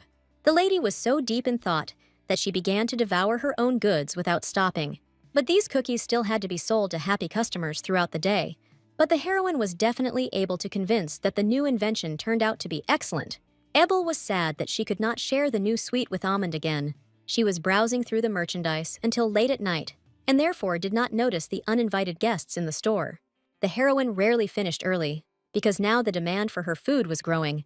But today, she was unlucky, because the kidnappers were targeting the girl herself, and not the money. Usually, all of Ebel's robberies ended with temporary financial losses, along with the thief. However, the situation was completely different now, as Travis realized at the first glance at the enemies. The girl's first-class reaction was not long in coming, as she quickly ran away. Amond's gift never squeaked, as the lady herself had recently wrapped it tightly. Therefore, Ebel now had to save himself from unpleasant enemies. The guys were confident that they would easily catch the lady, who looked gentle and fragile. But in her past life, Travis had attended self-defense classes more than once. This is why the girl was able to easily repel the first wave of attacks from the robbers. Ebel was delighted with how skillfully she managed to handle the objects at hand. None of the men expected that the girl would be able to put up a fierce resistance when captured. This is all because Miss had developed good arm strength from constantly cooking with stretchy dough. But even for such a strong girl, 5 adults were too many. Therefore, the lady soon made an attempt to escape, just to somehow save herself. But if Ebel had a lot of strength, then she did not develop any speed during this time. So it was not at all surprising that the opponents were eventually able to catch the obstinate girl. Only after some time did the heroine come to her senses, discovering that she was in some kind of gloomy cave. The girl's head ached from the blow, as she had been knocked out rather roughly before the abduction. When Mrs. Vision returned, she realized that she had no idea what this place was. But what confused Ebel most was that a familiar silhouette was tied next to her. It was Geldry, who was kidnapped quite by accident, along with the owner of the candy store. The whole thing was that Benyu went to the girl at night to give her flowers, and he arrived at the exact moment when the robbers were just carrying the heroine out of the store. Of course, the guy couldn't ignore the fact that his beloved was kidnapped so rudely. Like a real ninja from the movies, she pounced on the boys, but didn't count their numbers. So Geldry quickly suffered the same fate as Ebel, no matter how much he wanted to help her. The guy woke up before the girl, and felt ashamed that he had disgraced himself in front of her. But finally, Benyu had the opportunity to have a heart-to-heart talk with the lady who hadn't been listening to him. Even now, the heroine continued to turn away, not wanting to hear the guy's words, but his thoughts about how they were in love inevitably penetrated Travis's heart. And this predictably caused anger in the girl, who in the past had suffered so much because of the aristocrat. The lady could no longer believe the beautiful eyes of the Marquise, who often ran after other girls. But while they were arguing, bandits appeared, so the boy and girl had to keep quiet. The kidnappers behaved arrogantly, as they were sure that no one would help their victims. It was not difficult to guess that Ebel and Geldry would now be sold on the secret market. The bandits were only glad that they had captured not only a girl without relatives. One of them even became interested in which of the guys would be offered the largest sum of money.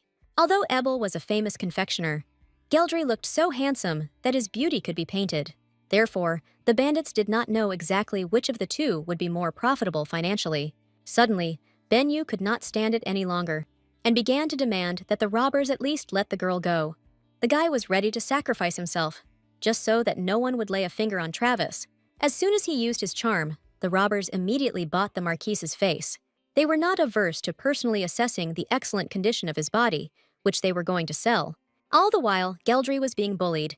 He continued to shout about his love for the lady, but the girl herself took advantage of the situation to attack one of the kidnappers. But it ended badly for her, as Ebel was at a huge disadvantage. Following Travis, Benyu also started a rebellion, but his attempts to escape were also quickly pacified. Everything was darkening before the heroine's eyes, and she dreamed that Geldry had been this good before. Gradually, the girl's consciousness floated away somewhere deep, no matter how hard she tried to come to her senses. Suddenly, a loud roar that echoed throughout the area finally brought the lady to her senses. Immediately after this, the bandits felt a shaking sensation with their entire bodies that went through the entire dungeon. Ebel had heard of dragons before, but she would never have thought that they really existed. Meanwhile, a huge clawed paw slowly appeared on the roof of the cave. Following her, the dragon himself appeared before the people, and his size could frighten anyone. The bandits were mere ants compared to this giant who sat before them. What outraged the lady most was that the thieves instantly forgot about their expensive goods. The girl had to watch as the guys ran away from the cursed cave as fast as they could. She couldn't untie herself, and as luck would have it, even Geldry didn't regain consciousness. Suddenly, the ropes were tenderly untied by the dragon, who did not want to harm the girl. But the aristocrat was even more surprised by the fact that this creature affectionately called her by name. The lady would never in her life have mistaken the voice that seemed to be coming from inside her head. The huge and menacing dragon no longer frightened Miss, despite all its strength and size. All because she unexpectedly recognized him as Amond, no matter how incredible it may sound. At first, the lady was so surprised that she couldn't even put a couple of words together, but she wasn't afraid of anything anymore. A moment later, Dragon carefully picked up the girl and carried her away from the cave. On his back, Ebel fell into a peaceful and deep sleep, as she did not feel the cold at all. Only the next morning, the heroine opened her eyes, but did not believe everything that had happened to her. The girl peacefully rolled over onto her other side, convincing herself that dragons did not exist. Suddenly, Travis realized that all this time, she had not been in her favorite bedroom at all. This realization made the girl jump up in place, looking around the rich furnishings of the room. A cheerful assistant, who could infect anyone with a good mood, ran up to her almost immediately. But Ebel was so confused that she almost didn't adopt the girl's gentle smile. This did not upset the maid, who, even alone, could talk for hours about anything. Only now did Travis notice that the lady had feathers coming out of her elbows, to which she merely laughed. As a result, the heroine could think of nothing better to do than decide that she was still asleep. But after a couple of minutes, the lady was already walking along the huge corridor together with a cheerful maid. The circumstances hinted to the girl that in fact everything around her was quite real. What bothered her most was the huge echo that carried any sound for many kilometers around. That's why Miss didn't dare ask her assistant any questions until she suddenly saw her friend. Amond was busy in the morning, so he couldn't immediately visit the girl he brought to his palace. Out of curiosity, the heroine almost daringly confronted the guy, who was the only one who could answer her questions. Only now did Dragon point to his family's coat of arms, which he had hidden from the girl for a long time. He still felt awkward, admitting that he was the real Dragon King. A little later, the lady learned that all of the guy's relatives were winged animals of one kind or another. Surprisingly, the heroine did not feel any fear inside, although everything was conducive to it. Instead, the girl asked the guy to show his true appearance again. Amond could not refuse Ebel, because more than anything in the world, he wanted to receive her acceptance. A light breeze ruffled the heroine's hair as the guy began to transform into an animal. His appearance as a dragon could amaze anyone, so majestic did the creature seem. The lady immediately felt incredibly small and fragile compared to her friend. But from his face, Miss saw how friendly Amond remained in this form. That is why the lady was not at all afraid of her friend, although she had recently had no idea about the existence of dragons. The girl had such a high level of acceptance that she didn't worry about anything. Ebel's reaction once again confirmed to Amond that he had found a very special person for himself. Meanwhile, the prince was panicking and dealing with the news that a real dragon had been seen nearby. His assistants were ready to tear and throw, if only to resolve this issue as quickly as possible. Unfortunately, Not all of them supported the peaceful option of dealing with powerful beings. Since the prince was such a young ruler, many did not even really listen to him. The aristocrats persisted in their line, demanding that the heir declare war on all dragons. But Bane was more inclined to negotiate, since wars were always difficult. The boy was worried that his people might suffer even more than in previous times. By this time, Aemond had managed to return Ebel to her store as if nothing had happened.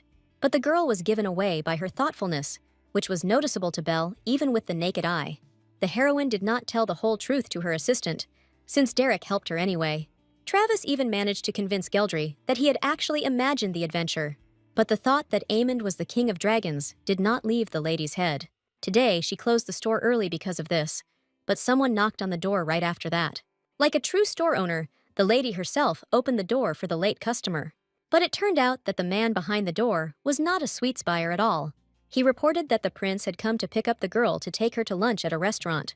In fact, the heir didn't just show up to the lady without warning her at all. He had made attempts to negotiate with the Dragon King in the past, but nothing had worked. More than anything, Bane feared that another protracted war with the dragons would begin. And then, Ebel may well be among those who accidentally suffer from the battles. That is why Rakim came up with the idea of proposing to Miss, so that she would be under the protection of his family. Now, the prince could only hope that the girl would not dare to refuse him.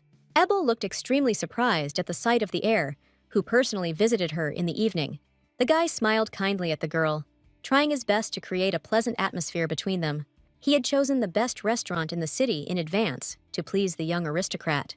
Travis was delighted with the food, although she felt uneasy about the expensive items on the menu. However, the lady could not resist the food, the quality of which was beyond words. This place was completely under the control of the imperial family, so it was always at its best. Ebel immediately began to suspect that her friend had chosen this particular restaurant for a reason. Bane tried to keep the conversation going, so he revealed a lot of personal things about himself. He admitted that he was interested in cooking, which is why he invited the lady to the palace. The result was that they were now sitting together on a date in an expensive restaurant in the city. While the guy was noticeably nervous, the girl behaved relaxed until one important moment. To her surprise, she found an engagement ring with an expensive diamond in the ice cream.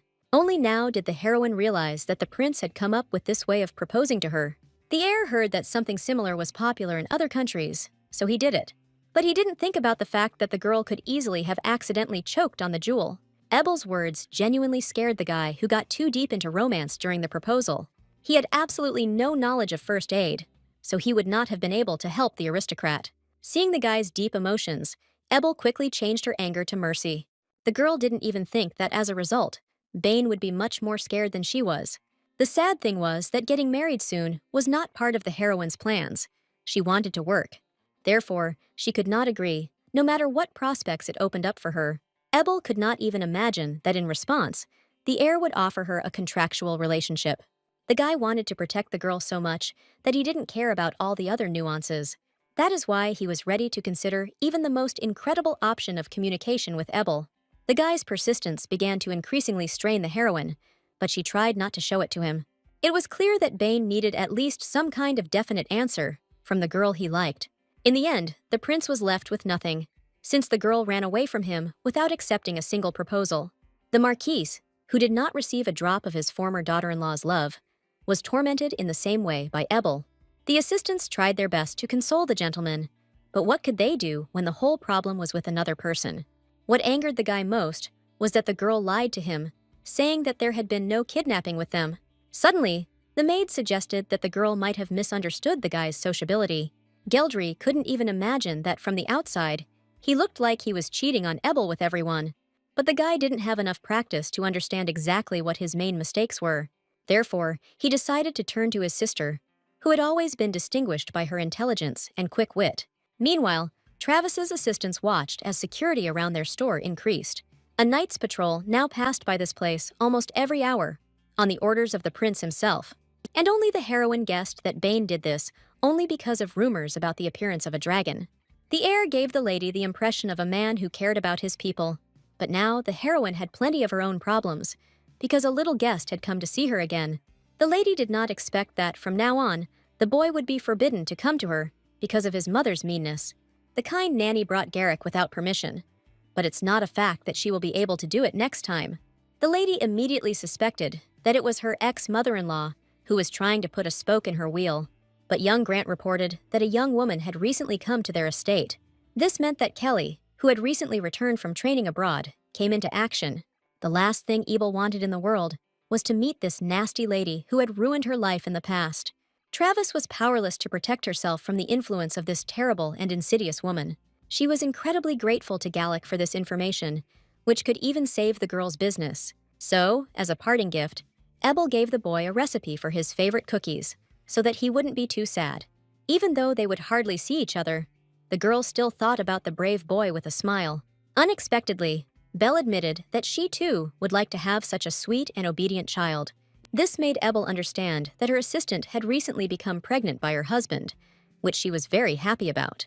The maid herself was delighted that she would now have a complete family.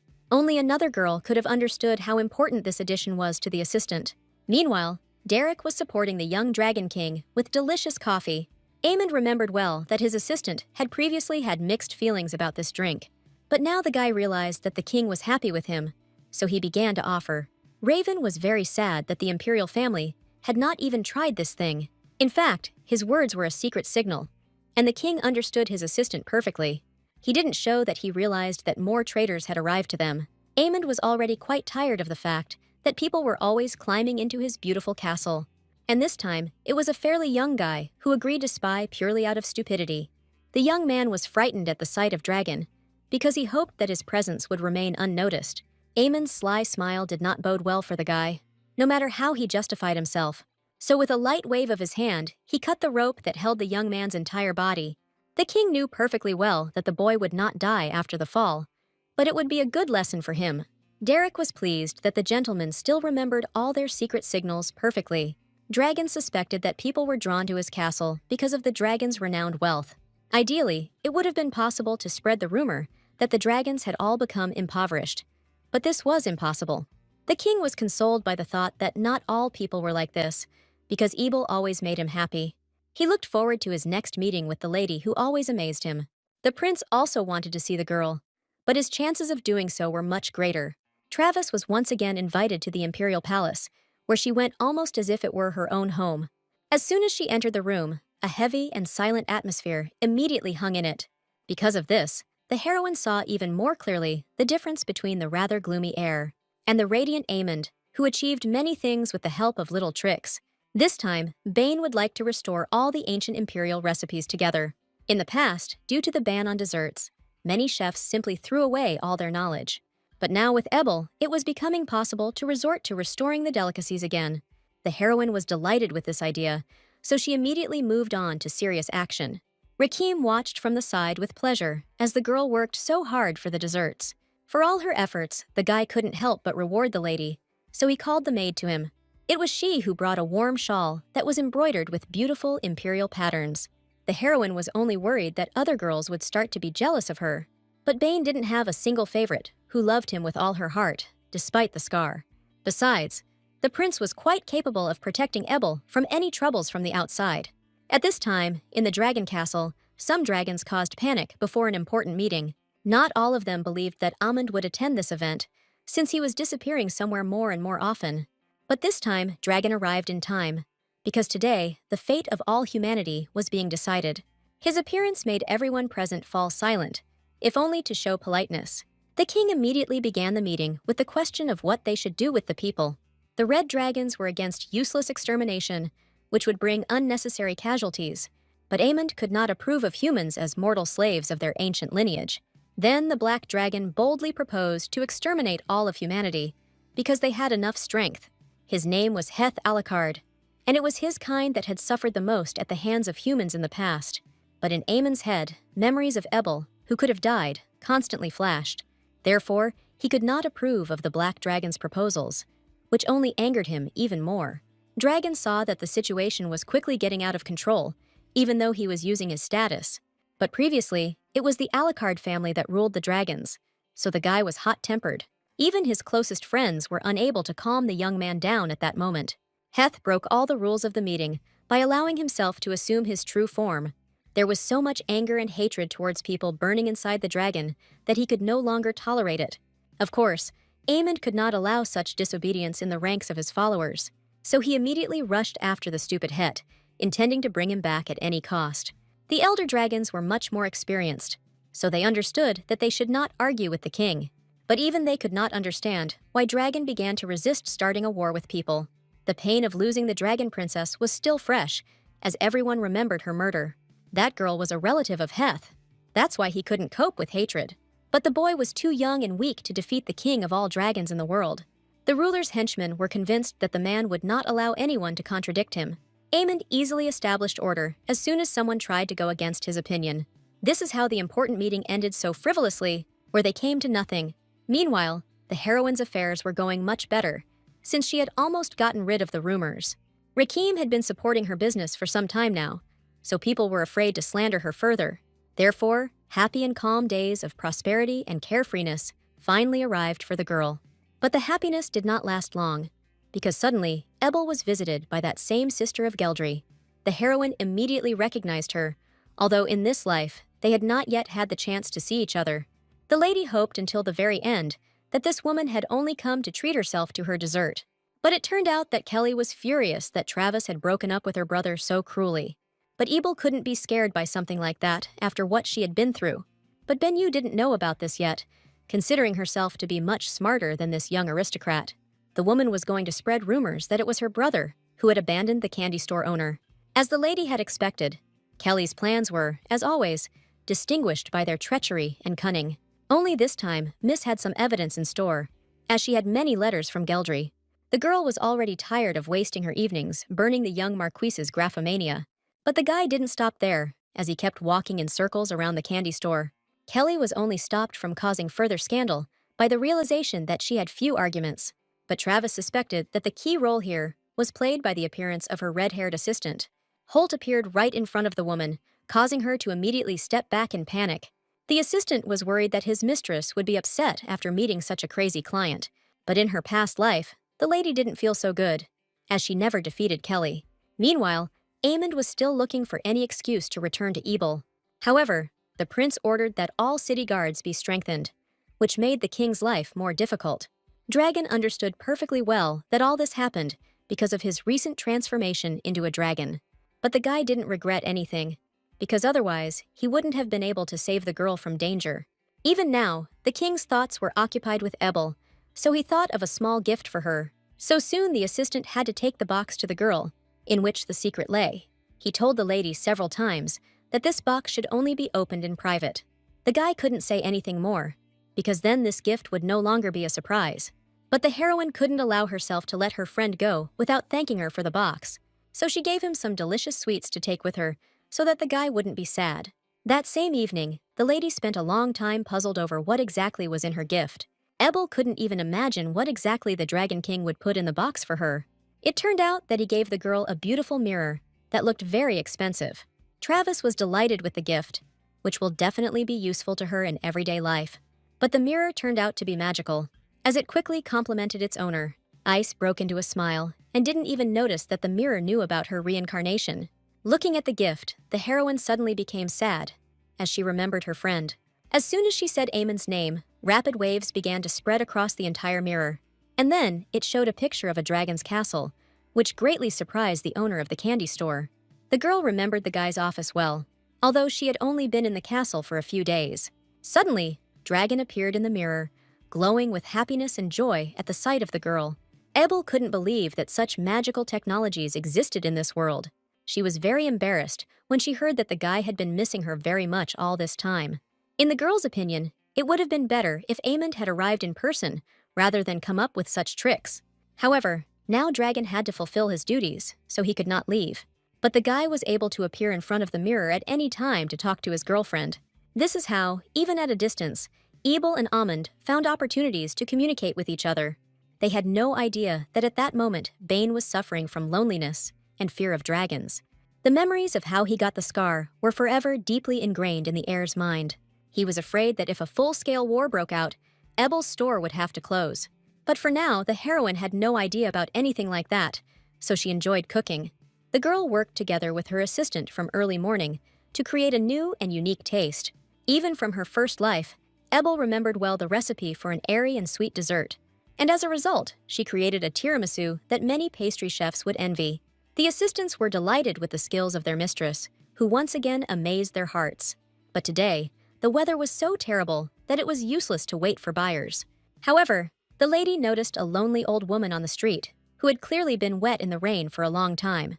Grandma's gaze was so empty, as if she was looking for something she had lost many years ago. Ebel always trusted the local old ladies, because they were always her best customers, so Travis couldn't pass by the woman who had been drenched in the rain for a long time. It turned out that all this time, the old woman in the middle of the street was trying to find someone close to her, but visibility was so poor due to the rain that Miss suggested we wait at her place.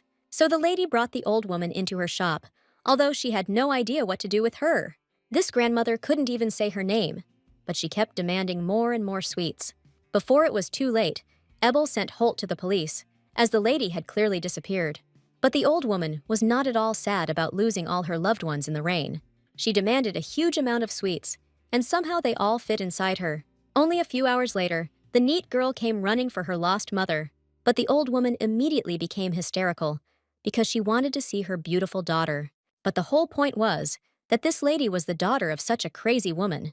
Since her mother was diagnosed, Khadijah has been looking after her day and night.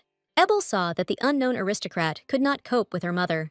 Then the heroine resorted to trickery, because delicious sweets could console anyone. She sacrificed the very tiramisu she had been working on all morning for this task. But the result was even better, because the smile on the old woman's face knew no bounds. The grandmother instantly calmed down, because she was no longer worried about the people around her. For the first time in a long time, she smiled cheerfully, and even allowed herself to be led away calmly. In fact, Khadijah hadn't seen her mother in such a joyful state for a long time, so she even allocated too much money for the heroine, which the lady did not want to take. But the woman insisted that the candy store owner accept her gratitude. For Khadijah, her mother's peace of mind was many times more important than all this huge amount of money. And now, the woman was incredibly grateful to Ebel for not leaving the old woman out in the rain.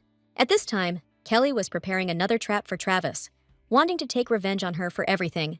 For her plans, Madame ruthlessly used her brother, who was ready to do anything for his beloved. But the older sister did not allow Geldry to act thoughtlessly, so that he would not ruin anything. So the Marquis had no choice but to listen to his wise and experienced relative. Kelly hoped to arrange things so that her brother would personally be disappointed in stupid Abel. And for this purpose, the woman came up with the idea of using the nearest imperial banquet. She knew better than anyone how quickly rumors could spread during such events. The day soon arrived when Kelly planned a real disaster for Ebel. Geldry was one of the first to arrive at the event, as he was eager to see his beloved. He happily told everyone around him that Travis actually regretted breaking up the wedding. That's why the guy hoped to get back the girl today, who also had feelings for him. But the guy had no idea that he had simply fallen for the bait of his cunning and treacherous sister. Kelly didn't care which person she used, as long as she achieved her goals. As soon as Ebel appeared at the ball, she could not calm her wild nerves. The girl suspected in advance that the Benyu family would spread bad rumors about her. This made Travis less and less willing to attend an event where only her enemies would be present. Quite quickly, the heroine noticed that the rumors around her were gradually becoming more and more intensified. The aristocrats were no longer embarrassed to whisper about the girl who broke off her engagement to Benya. It wasn't hard for Ebel to guess that Kelly was actively trying to get revenge on her. Belle was even more worried than the lady that their banquet had been ruined by gossip. But the heroine didn't have time to come up with any plan, as the joyful Marquise came running to her again. The girl was already tired of repeating to him that everything between them had long since ended irrevocably. But the guy believed his sister, who lied that Travis still had feelings. Kelly openly laughed at her brother, who was causing more and more trouble for her rival. She planned to use Geldry to further humiliate Ebel at the ball. Therefore, before the heroine could even blink, she found herself in the very center of unpleasant events. But then, a noble aristocrat who was close to the emperor came to the girl's aid. The lady did not immediately remember that she had seen this lady when she picked up her sick mother, but the other guests immediately recognized Khadijah Irene, who belonged to a noble family. Even Ebel knew that Irene's family had remained a support for the ruler for many years. They occupied important positions, but tried not to reveal their identities to everyone. So Travis had no idea that she had helped such a famous woman that evening. And Khadijah reciprocated the lady's feelings, since she defended her honor before all people. The heroine couldn't have come up with a better revenge, since no one would listen to Kelly anymore. Now, Sister Benyu's only hope was to attract the Emperor's attention. The woman was confident that Bane would not be able to resist her beauty and charm. Only stupid Geldry could have ruined everything by deciding to start a showdown with his sister right here. The guy was deeply offended because his relative had rudely lied to him. Once again, Kelly shifted all the blame onto Ebel, claiming that she had simply deceived her too. But the Marquise was no longer inclined to believe the words of his sister, who had not lived up to his expectations. So suddenly, Kelly was left without the support of her brother, who always helped her. The woman could not bear such humiliation, so she urgently needed an heir. But she didn't expect that Bane would also fall under the influence of the modest shop owner. The prince looked at the girl with such love that it was clear that he would take her side. So Kelly lost on all fronts, although she expected to emerge victorious today. But Ebel was expecting a pleasant conversation with Rakim, who amazed everyone with his vast knowledge. The guy remembered quite a lot about his possessions, because he tried to protect them. That's why Bane was ready to answer any question the girl had about the Imperial Palace. But the lady turned out to be unpredictable, because she wanted to know how many rooms there were in the palace. This is precisely the kind of information that the prince, who boasted of his extensive knowledge, did not possess. In fact, the heroine did not plan to get closer to Bane, but she could not leave him. Instead, Abel kept her eyes peeled for the mysterious masked stranger. And soon he really did appear in front of the girl, even though she was walking with the prince. The stranger deliberately stood at a distance from the heir, because they were in fact enemies. Although Bane did not recognize the man, he immediately grabbed his weapon with apprehension. But Armand, and it was he, was not taken aback by such a tense greeting. He did not miss the opportunity to laugh at the prince, who was much more frightened than the girl. But Dragon had chosen the situation incorrectly, because the lady could not leave an heir. Therefore, to avoid a fight between the two acquaintances, this time mischose Bane. The Dragon King could not reveal himself, no matter how much he wanted to for the girl's sake. But his hint that one guy was waiting for a lady completely revealed the personality to Ebel. Only now did Travis realize that this unknown person had always reminded her of Aemond. But Dragon could no longer stay for the conversation, for he was afraid of provoking the prince. With the help of magic, he disappeared into thin air as easily as if he had never been there. But the heroine's adventures did not end there, because Geldry found her again. Moreover, this time, the Marquise crossed all acceptable boundaries with his desire to talk. Benyu was unlucky, because next to the girl, there was a prince who would not tolerate such treatment. Bane's face burned with rage, because the aristocrat was so furiously pestering poor Ebel. Only thanks to the prince was the heroine able to get rid of the guy who had become annoying to her. However, Geldry could not remain silent, because he sincerely loved the girl who almost became his wife. His words were the last straw for Travis, who didn't believe a single word the guy said. She remembered very well how in his past life, Benyu had run after many girls around. Their relationship was so close that they were just a little short of kissing. So Ebel was tired of the fact that she was constantly suffering from pain in her relationship with the Marquise. At that time, the girl still believed in happiness from love, but she found herself completely trampled by her beloved. The worst part was that Geldry had no idea what exactly Travis was shouting at him about. All these events happened to the previous lady, so only she remembered them. In this reality, there was no such thing as the death of the unknown Ebel Travis. But the girl realized too late that she had said too much to the poor Marquise Benya. The worst part was that the lady eventually lost consciousness, and the prince's face was the last thing she saw. The girl came to only a few hours later, but she was not at home at all. The heroine's last memories immediately flashed in her head, causing her to become truly horrified. But what bothered Ebel most was that the prince had been anxiously standing near her bed the whole time. Out of shame and disgrace, the girl hid under the blanket. But even this gesture could not save her. In fact, Bane had no intention of scolding the lady for losing her temper recently. The guy was always an understanding person, so he supported everyone in difficult times. So Ebel was finally able to confess to him that she had planned to become the Marquise's wife. But now this was long in the past, because the lady had completely different plans. The prince was bothered by the fact that Geldry looked as if he was telling him the truth about not cheating. But at the same time, it didn't seem to him that Ebel was lying, although their stories were radically different from each other. However, the guy didn't ask the girl, who was already stressed, anything. He promised to bring something warm before the lady returned to her home. Only now did Ebel realize that she couldn't have made it to the bed because she was unconscious. It turned out that the prince personally carried her to the room, and many could see them from the outside. This circumstance deeply embarrassed the heroine, who would not have wanted such gossip. The lady's embarrassed cry reached the guy even when he went out into the corridor and closed the doors. Bane felt like he had become much closer to Ebel, but she was clearly hiding something from him. The prince did not dare ask the girl anything, just so as not to frighten her even more. As soon as Travis returned to the store, she immediately began making sweets. But it so happened that Miss had to eat them all alone due to the lack of customers. On the weekend, everyone preferred to walk alone, and Ebel even envied the couples a little. But even on such a day, Geldry stopped at nothing, still trying to make peace with the lady. The heroine was so tired of arguing with her boyfriend that she began to hide from him at such moments. If you think about it, among the lady's husband candidates, there was Bane, who seemed better than the Marquise. But the guy needed a wife, and Travis wasn't planning on getting married yet. So now, the Dragon King seemed even more promising due to the freedom he had been given. In the end, the lady came up with something that deeply shocked even her faithful servant. It's all because the miss made a contractual relationship in order to temporarily contact the prince. But the heroine didn't expect that Belle would conclude from this letter that the lady had no feelings. The maid understood perfectly well that it was easier to remember long recipes for sweets than this. No matter how good a man the lady considered Bane, she truly did not love him. But Ebel did not dare to take the first step towards Amund on her own. The assistant saw the lady's embarrassment, so she advised her to go on a date first. The girl described their mutual feelings as an incredible combination of banana and sweet chocolate. Individually, these ingredients were not nearly as tasty as when combined. This is how, by chance, a maid invented another sweet that quickly became popular. So the heroine was instantly inspired by the idea of preparing something similar right now. The maid always enjoyed watching how quickly Ebel became inspired by thoughts of food. Along the way, Travis became convinced once again that Kelly was continuing to spread rumors about her. But as soon as the girl treats people with sweets, they immediately take her side. So the only difficulty for Miss was how to continue to support her store. As soon as she thought about the store, the image of a handsome guy immediately came to mind. The girl tried her best not to get involved with her friend, who had abandoned her once again.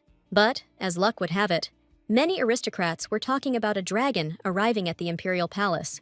Only Ebel understood what exactly was being discussed, and only she did not want a war with the dragons. But what could the opinion of one lady mean when all the people around were afraid of these creatures? The last thing the heroine wanted in the world was for her two loved ones to fight each other. The rumors were true, and Aemon did indeed arrive to meet with the heir to the throne. Bane could barely contain his anger at the sight of the creature that had once seriously harmed him. But Dragon behaved quite peacefully. Although he felt the hatred surrounding him, even with all his efforts, Rekim still considered the dragon a real monster, and Amon could no longer tolerate this insult because it applied to his entire family. The assistants watched in horror as the boys prepared to tear each other to pieces. But everything changed dramatically as soon as the young maid brought the desserts at such an inopportune time. The servants were horrified that some girl had completely forgotten about etiquette and manners. But Bane quickly guessed that it was Ebel who sent the dessert to the imperial palace. Aemond recognized the sweetness by its smell, so he also immediately understood whose hands had baked this delicacy. So, to the surprise of the assistants, the guys demanded that they be given this wonderful food. And so, unexpectedly, the heroine's dessert led to the possibility of a truce between people and dragons. From the moment Bane met Ebel, he never missed an opportunity to eat her food. And Amon now completely shared his rival's feelings, as he enjoyed it no less than he did.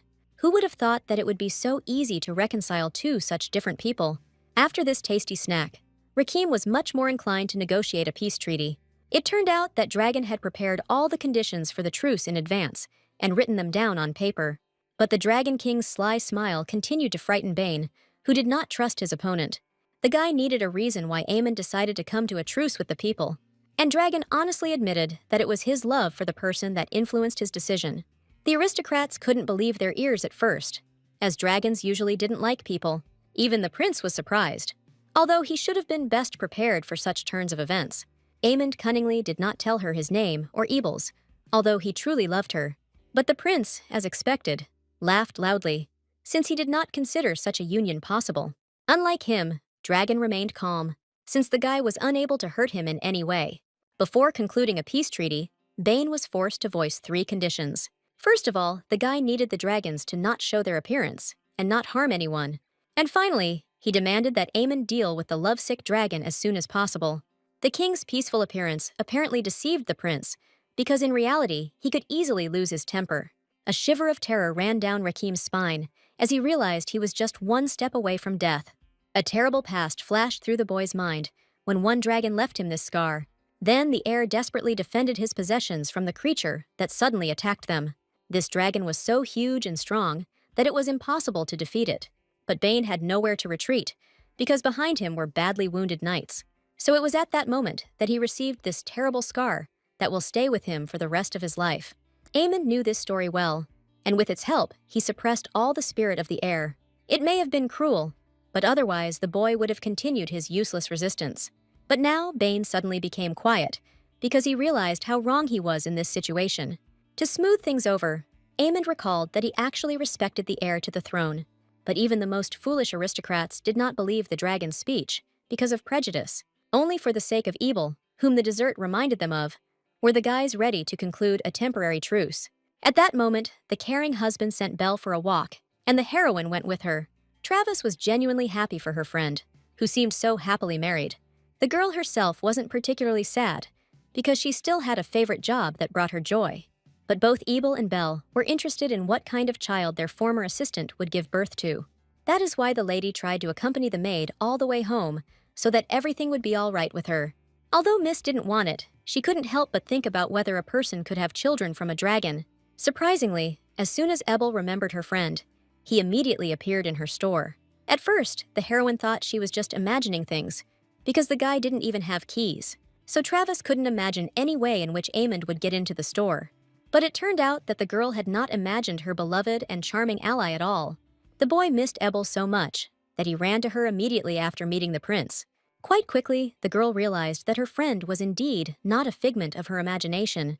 Aemon acted in Travis's shop as if it belonged to him from the very beginning. But the heroine didn't pay attention to this, because she was interested in the result of the meeting with the prince. Ebel would not tolerate it if the Dragon King began to evade a serious answer again. Then the guy admitted that he was ready to kill the prince, just to keep the girl close by. But the lady didn't understand why she should have been pleased by such terrible news. However, the guy pressed himself against Ebel, as he really needed her support at that moment. Aemon missed the girl so much that he didn't care about anyone else. But Travis couldn't forgive her friend for leaving her alone for so long every time. The lady's vivid emotions told Dragon that she had been missing him greatly all this time.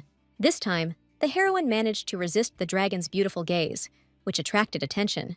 But the guy didn't want to tell anything unless he had a delicious lady dessert in front of him. Aemon really wanted to get the girl's attention with all his might, so he was deliberately being mean. Ebel had no choice but to offer his friend one of the best desserts. But even then, the dragon did not calm down, because he wanted the miss to personally feed him with a spoon. The heroine could not refuse this request, because she was terribly interested in the details of the meeting. So Travis obediently began to feed the guy, who promised to tell her everything. The lady was eager to know everything about how things were currently going between dragons and humans. And it turned out that neither the prince nor the king wanted the girl's shop to close because of the war. Miss had no idea that she had accidentally become the reason for the enemies to make peace, but she still had to feed the cunning dragon if she wanted to hear the rest of the story. Only now did she learn that people had been illegally trying to enter the dragon castle all this time. Even the lady could see how many problems this greedy attitude of the people caused. It was for this reason that Aemon did not believe that trade with humans was possible. This is all because the dragons remembered well how their war with people began. As expected, the heroine knew nothing about the tragedy that happened sometime in the past. But now the miss was unable to hear this story, since the guy had cunningly finished her dessert. The Dragon King was ready to continue communicating with the lady, even despite the lack of sweets. The compliments from her friend increasingly embarrassed the girl, who was not ready for this. This time, Dragon didn't hide his feelings for Ebel, as he was tired of holding himself back. And for the first time, the heroine realized that she could talk endlessly with this handsome guy. Only now did she realize that love was much more beautiful than the girl had imagined. Travis had always run from feelings before, but who could refuse such a beautiful dragon? The guy considered every little thing ideal in the lady, and honestly told her about it at such a moment. There could not have been a better time to declare his love, so Aemon did not hesitate, and Ebel answered him with consent, since she was completely immersed in romantic feelings. All this time, the lady tried to come up with a contractual relationship, but it was no longer needed. From now on, Miss had once and for all decided what kind of partner she wanted to see by her side. At that moment, everything became unimportant for the girl, whose feelings turned out to be mutual. Now that the Dragon King was sure that he was loved, nothing was impossible for him. It seemed that the happiness of the dragon and the man knew no bounds, despite the difference in their species. That's how quickly the heroine forgot about all her plans, because even business no longer worried her. From that moment on, Aemond moved completely into his beloved's store to help her. Belle was delighted with the new pairing, although she had no idea about Dragon's identity. But the maid was satisfied with the fact that her mistress had finally allowed herself to experience feelings. With her compliments, the assistant earned the trust of the king, who did not like all people. But Belle still didn't understand why the guy separated people into a separate category. However, she didn't have time for these thoughts, because the store opening was soon to take place. As usual, Ebel couldn't even take a break due to the incredible popularity of her store. But the girl was only happy about the huge influx of customers who liked her sweets. In the meantime, the lady again heard questions about why the war with the dragons began. The girl still hasn't found an answer to the question of what tragedy happened in the distant past. In the imperial palace, the fact that Aemond had agreed to a truce was also actively discussed. No matter how much the prince wanted to exterminate the dragons, the lives of people were his priority. So Bane steadfastly endured criticism from assistants who were unhappy with this decision. All the aristocrats considered dragons to be truly evil because they remembered how terrible they were. So even the wisest people could not forgive these creatures that were stronger than them. So Rakim had to be reminded that it was he who made decisions regarding the empire.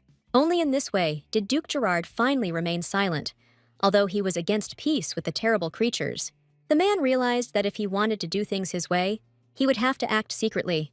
Naturally, the Duke complained to the Emperor about the decisions of his young and willful son. Gerard hoped to find salvation in the person of the ruler, who had lost his leg in the war. So soon Bane found himself summoned to his father, which is why he didn't expect anything good at the end of the conversation. The ruler immediately guessed that his son was avoiding war only out of fear of Ebel's possible death. However, the man was not as strict as it might seem at first glance. He always understood his son well, who tried his best to help his beloved father. As a child, the boy promised that he would definitely exterminate all the dragons to avenge his family. But now Bane had other priorities, so he couldn't afford war. Surprisingly, the ruler allowed Ebel to become empress if she could pass the training. The prince could not believe that his father took his side and did not ignore his son's feelings. But the heroine wasn't thrilled that she had to learn palace etiquette. Never before had the girl encountered so many rules and norms of behavior. Bane had no other choice, as this was the only way to maintain peace with the dragons.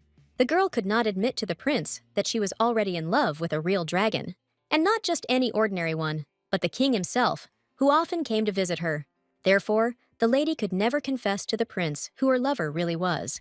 The last thing a girl would want in the world is to have such problems because of her love for a guy.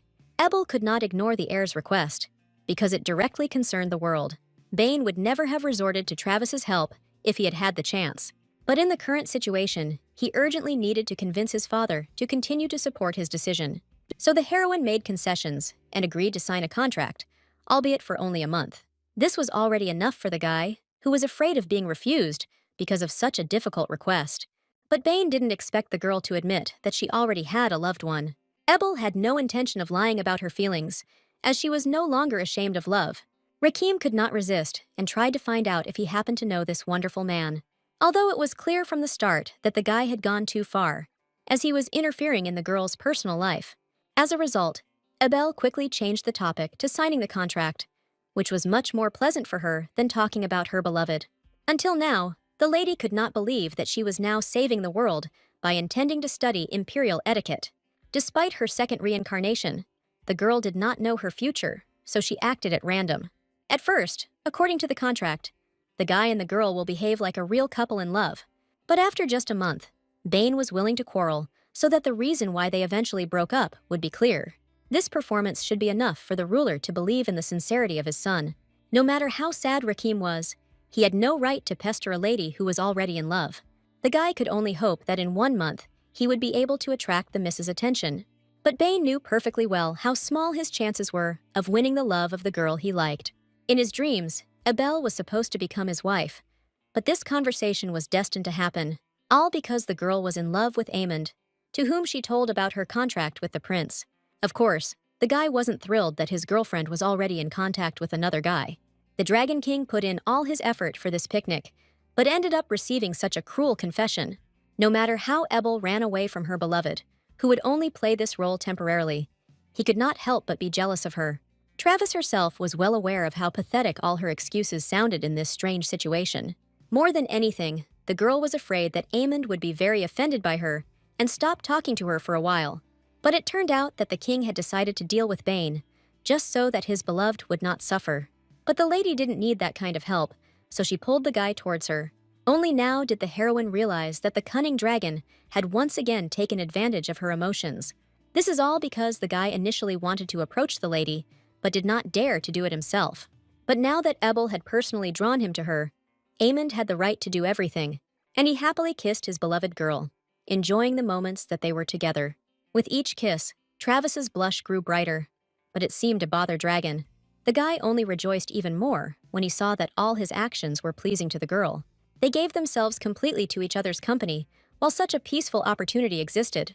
Only a couple of hours later, the heroine returned to the conversation about the war between dragons and people. But Dragon understood that it would not be so easy to accomplish this, since his subjects were evil. Only now did he decide to confess to his beloved how this confrontation had begun. The king still couldn't hide the fact that some of the dragons sincerely hated people, but he didn't know that someone from the outside would help the prisoner Het get out of prison. The boy himself did not expect that any of the king's subjects would take his side. He spent a long time in prison after his crazy behavior at a public meeting. Het was fully prepared to take decisive action to make people pay for everything. But for this, Alucard expectedly needed allies, because alone he was weak. During his imprisonment, the black dragon became so weak that he could barely stand on his feet for several minutes. But his temporary assistant didn't even want to tell the black dragon his name. Het was surprised that the human representative was well acquainted with him. Together, they wanted to avenge the princess who was once a relative of Alucard. It all started at a time when dragons coexisted peacefully with people. At that time, the Dragon Kingdom was ruled by a black dragon, and he tried to please all the races. Nothing foreshadowed the disaster that was to affect many generations after. Dragons even taught people how to use fire, because they were kind to them. The only thing that was strictly forbidden was love between representatives of different races. But it so happened that the dragon princess fell in love with a handsome man of humble origin. This man constantly tried to please his beloved with delicious food, as their feelings were mutual. The girl loved pizza the most, and the guy made it the best in the world. The heroine was already surprised at this moment, since she did not expect such a branch of the story. She couldn't even imagine that it wouldn't just be desserts that would end up being banned in the Empire. But at that time, pizza was a popular food, so the lovers had no obstacles. Due to the delicious food, the dragon princess quickly gained weight, but this did not bother the guy much. At this moment, the heroine could not contain her emotions, because this moment seemed funny to her. But there was nothing funny about this, because many aristocrats turned away from the fat girl. Moreover, at that time, people began to create powerful weapons from rare dragon ore, and their most terrible invention was a spear that could pierce even the strong armor of a dragon. None of the dragons knew that the emperor was actually unhappy with their presence, and many aristocrats agreed with his opinion, not wanting to tolerate dragons near them. It was the princess's lover who was the first to bring the spear to the ruler at that moment. The man wanted to deal with the girl he had previously fed with food with his own hands. A terrible betrayal befell the princess, who sincerely loved an ordinary man. After all, in order to obtain the title, the commoner sacrificed everything just to forget about poverty. As a result, all the spears in the empire were aimed at the poor lady, who did not even want to resist. And that nasty man married the emperor's daughter, happily abandoning his previous girlfriend. Thus, an unjust death befell the most harmless dragon in the history of the entire empire. Of course, the princess's relatives could not forgive people for such terrible pain. The heroine had no idea that the real story was so sad and sorrowful. Only dragons remembered this truth, since they lived many times longer than humans due to their physical characteristics. Ebel came up with the idea to please Aemond by telling him that she would never abandon him, so he could eat in peace. These words really amused the guy, although he was not at all worried about his weight. The dragon admitted that he always ate a lot, but did not gain weight due to his fast metabolism. However, he would be glad if Travis became a little plumper during their romantic relationship. But the girl had no plans to gain weight, as she liked her figure the way it was. While they were chatting pleasantly, the story was gaining momentum, turning in a bad direction. Het was abandoned by his savior, so he wandered the streets for a long time. dying of hunger and fatigue. And by chance, he passed out right in front of Kelly, who at first frowned. The girl didn't really like beggars, especially when they entered her own territory. But this guy seemed so handsome to Benyu that she couldn't ignore him. When Het woke up, he couldn't immediately understand what kind of rich place he found himself in. He was lucky, and Kelly was just there to greet him when he woke up. The women brought some food with them to appease such a handsome beggar. She was always attracted to looks, so she couldn't take her eyes off the unknown guy. It was immediately clear that Alucard was even more beautiful than the popular Geldry, so Kelly quickly found herself enchanted, even though she didn't notice the nuance herself. But the food that Benyu brought with her was too disgusting for Het. His character always left much to be desired. And in this, he was very similar to Kelly. The guy had no idea that now he wouldn't be able to escape from this insidious woman so easily. The lady had already decided for herself that it would be nice to make the mysterious stranger a servant. The fact that the guy allegedly lost his memory was only to the advantage of the resourceful aristocrat, but the woman had no idea that Het was actually just waiting for the right moment to attack. He had a recurring nightmare of his poor relative screaming in agony from terrible pain. At that moment, all the dragons were far away, so no one could help the kind and sweet princess. Until now, the guilt for what happened tormented Alucard, although at that moment he was not yet born. The guy woke up almost every night because the dead lady would not give him any peace. And this time, he also heard loud voices behind the wall, arguing with each other. Het was amazed when he accidentally heard the name Ebel in that conversation. Alucard knew perfectly well that this was the name of his king's beloved. So the circumstances turned out to be the best possible for the Black Dragon, who found himself an ally. So the next morning, he decided to get personally close to the woman who hated Travis. After a night of fighting with her brother, Kelly didn't look very well, as she had hardly slept. Alucard immediately admitted that he had accidentally overheard his relative's nighttime conversation. This made the woman tense, because she did not like to open her soul to anyone and complain about pain. What surprised her most was the guy's lie, who said that he knew this girl well. Meanwhile, the heroine had no idea that another conflict was being prepared behind her back. The girl spent all her energy on her studies, which were extremely difficult for her. However, Ebel had no intention of giving up, because the future of almost the entire empire depended on it. She kept waiting for the right moment to tell Bane about the story with the princess. Learning etiquette took up all the ladies' days, so she left the shop to assistants. But no matter how hard Miss tried, her mentor found fault with almost every step. Travis never thought that becoming one of the high nobility aristocrats could be so difficult. But what scared the heroine most was that she would have to learn many names of rulers at once. As a result, at the end of the first day, the girl felt squeezed out, like a mountain of lemons. Even the idea of saving the world did not please Ebel, who was exhausted almost to death. The lady barely made it to the carriage that was supposed to take her home at the end of her training. Quite by accident, the miss fell, but she was immediately caught by the prince's strong arms. The heroine didn't even notice his presence, since her attention was currently at 0. But Bane was there in time, caringly, even though he couldn't share the pain of his beloved girl. The guy couldn't let the lady go home empty-handed, as he wanted to at least feed her. But in the end, it was Ebel who shared with the prince the desserts she had managed to grab with her. It was at this moment that the girl plucked up the courage to have a serious talk with the heir. The only thing he didn't understand was why Travis had suddenly started talking about his love of pizza.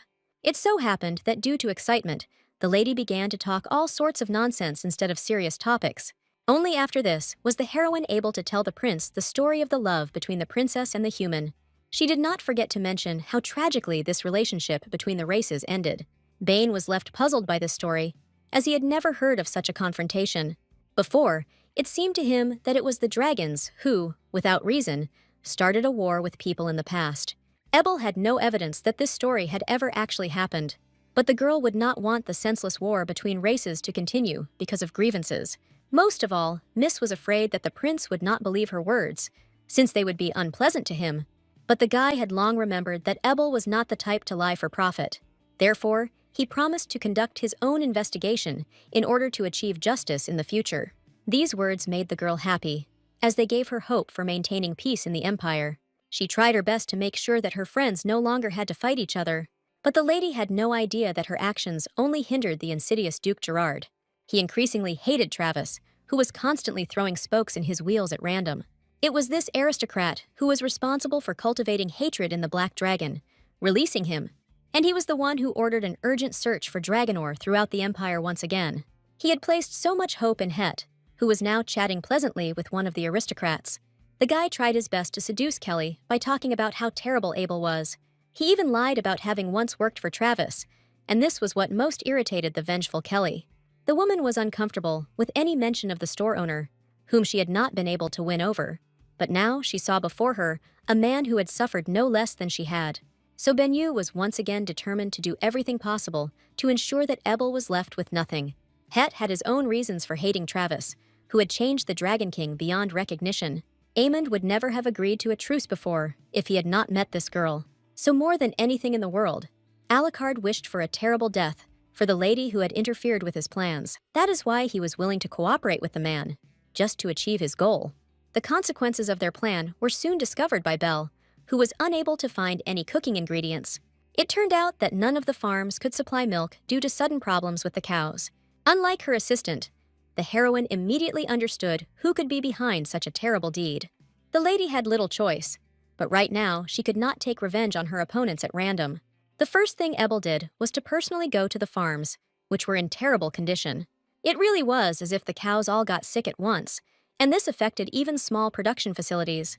The girl had no idea what caused such a widespread disease among animals. She felt sorry for the cows, because misunderstood that she was indirectly to blame for this.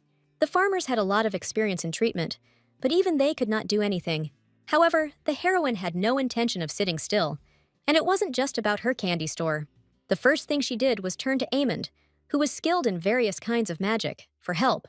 But this was the first time the guy had encountered the need to cure poor animals. Derek was the most outraged by this, because he remembered that his master was the Dragon King.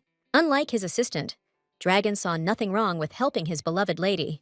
Plus, it was a great opportunity for the guy to ask for a little praise for himself. Aemond gave Ebel a clear hint as to what kind of payment he would require for his help. For the sake of saving animals, Miss was ready to kiss her beloved, if only it would help. That's how easily and quickly she got a restoration potion that saved her from any illness. The girl did not hesitate, although she partly wanted to keep it for herself for the future. However, the cows were much more important now, because the lady could not allow them to suffer any longer. As a result, the heroine's days only became even harder, because the training did not stop for a second. Each time the prince saw the girl off, he saw how difficult etiquette was for her. Bane never missed an opportunity to talk to the lady in the hope that she would pay attention to him. The heir did not fully understand Ebel's difficult situation, since he had been studying etiquette since childhood. But today, the heroine was moved not even by this reason, so tears came to her eyes. At the sight of the delicious cookies, Miss realized that the day might come when she would no longer be able to bake them. The girl was angered by the fact that the heir had not thought about his surrounding farms all this time. Meanwhile, making cookies for her was becoming increasingly difficult due to animal problems. This is what made Ebel burst into tears, because she couldn't find a way out of her dire situation. Bane felt ashamed that he hadn't really cared about Imperial territory all this time.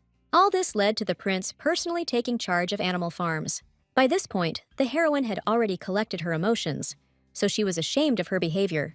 But Bane was grateful to the girl for opening his eyes to the careless way of running a household.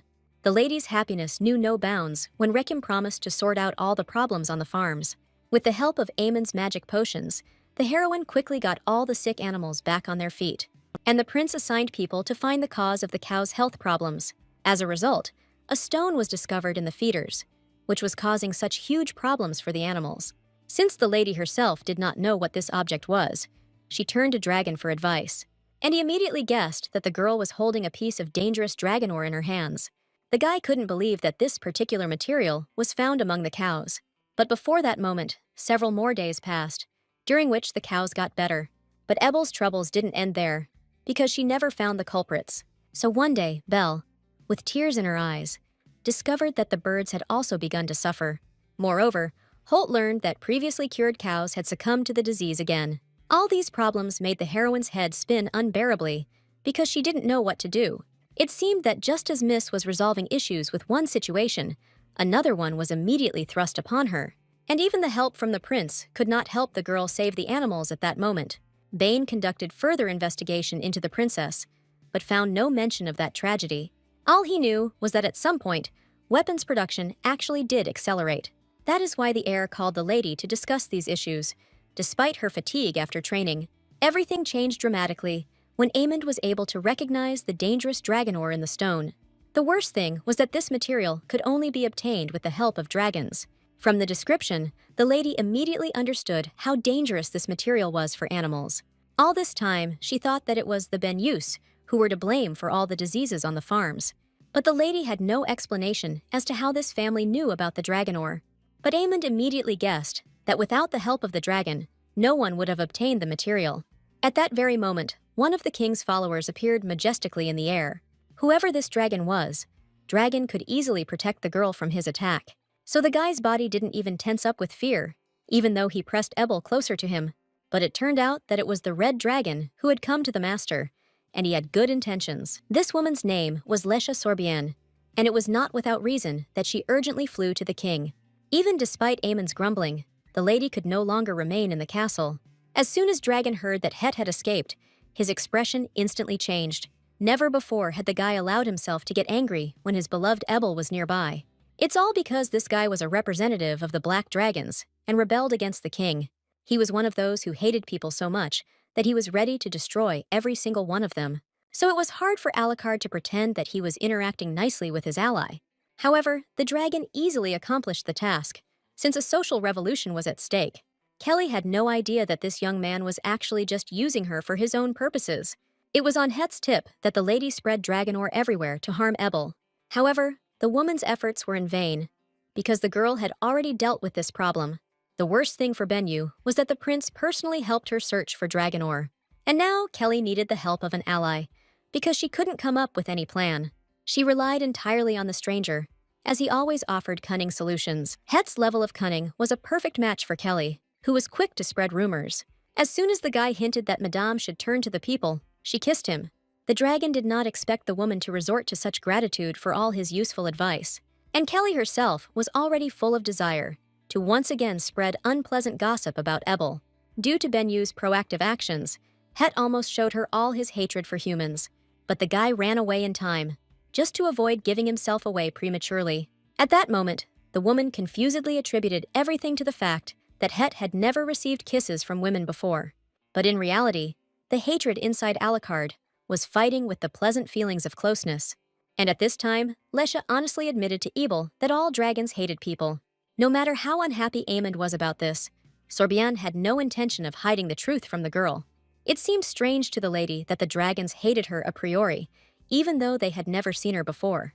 But the heroine was saved by the handsome face of Dragon, who promised to sort out all the problems. Miss had no reason not to trust the guy, who always easily helped her out in difficult moments. Her love for Aemond made her turn a blind eye to the fact that the guy was actually a dragon. In the end, the heroine never had any prejudices, so she treated everyone well. And now the lady has set herself a new goal, wanting to gain Lesha's trust. The girl just happened to have some sweets with her, which she treated the dragoness to. As much as Sorbian wanted to refuse, the king's gaze did not give her such an opportunity. Initially, Lesha treated food prepared by humans with disdain, but the girl's opinion instantly changed as soon as she tried just a piece of the dessert. Sorbian couldn't believe that such a delicious dessert was made by a person. Ebel and Aemond smiled happily when they realized that Lesha liked this sweet. Unconsciously, the dragoness broke into a contented smile from the taste of the sweetness. In fact, she really loved sweets, but she didn't want to admit it to anyone. Since the king had business to attend to, he had to say goodbye to his beloved for a while. He trusted the red dragon completely, so he asked him to take the lady to the store. As much as Lesha didn't want to go with the master, he gave her a very important task. Besides, Aemond would have dealt with the affairs of the castle as a whole without an assistant anyway. That's how the heroine's date ended abruptly, but she wasn't too worried about it. It turned out that Sorbian was able to quickly find a common language with any representative of the human race. Although the lady was worried about the decline in sales, she still had a chance to somehow redeem herself. While the dragoness was ravaging the heroine's shop, she was thinking only about how to improve her business. But Ebel had no idea that more troubles would await her in the palace. It turned out that the emperor decided to reduce the supply of sweets because his wife was pressuring him.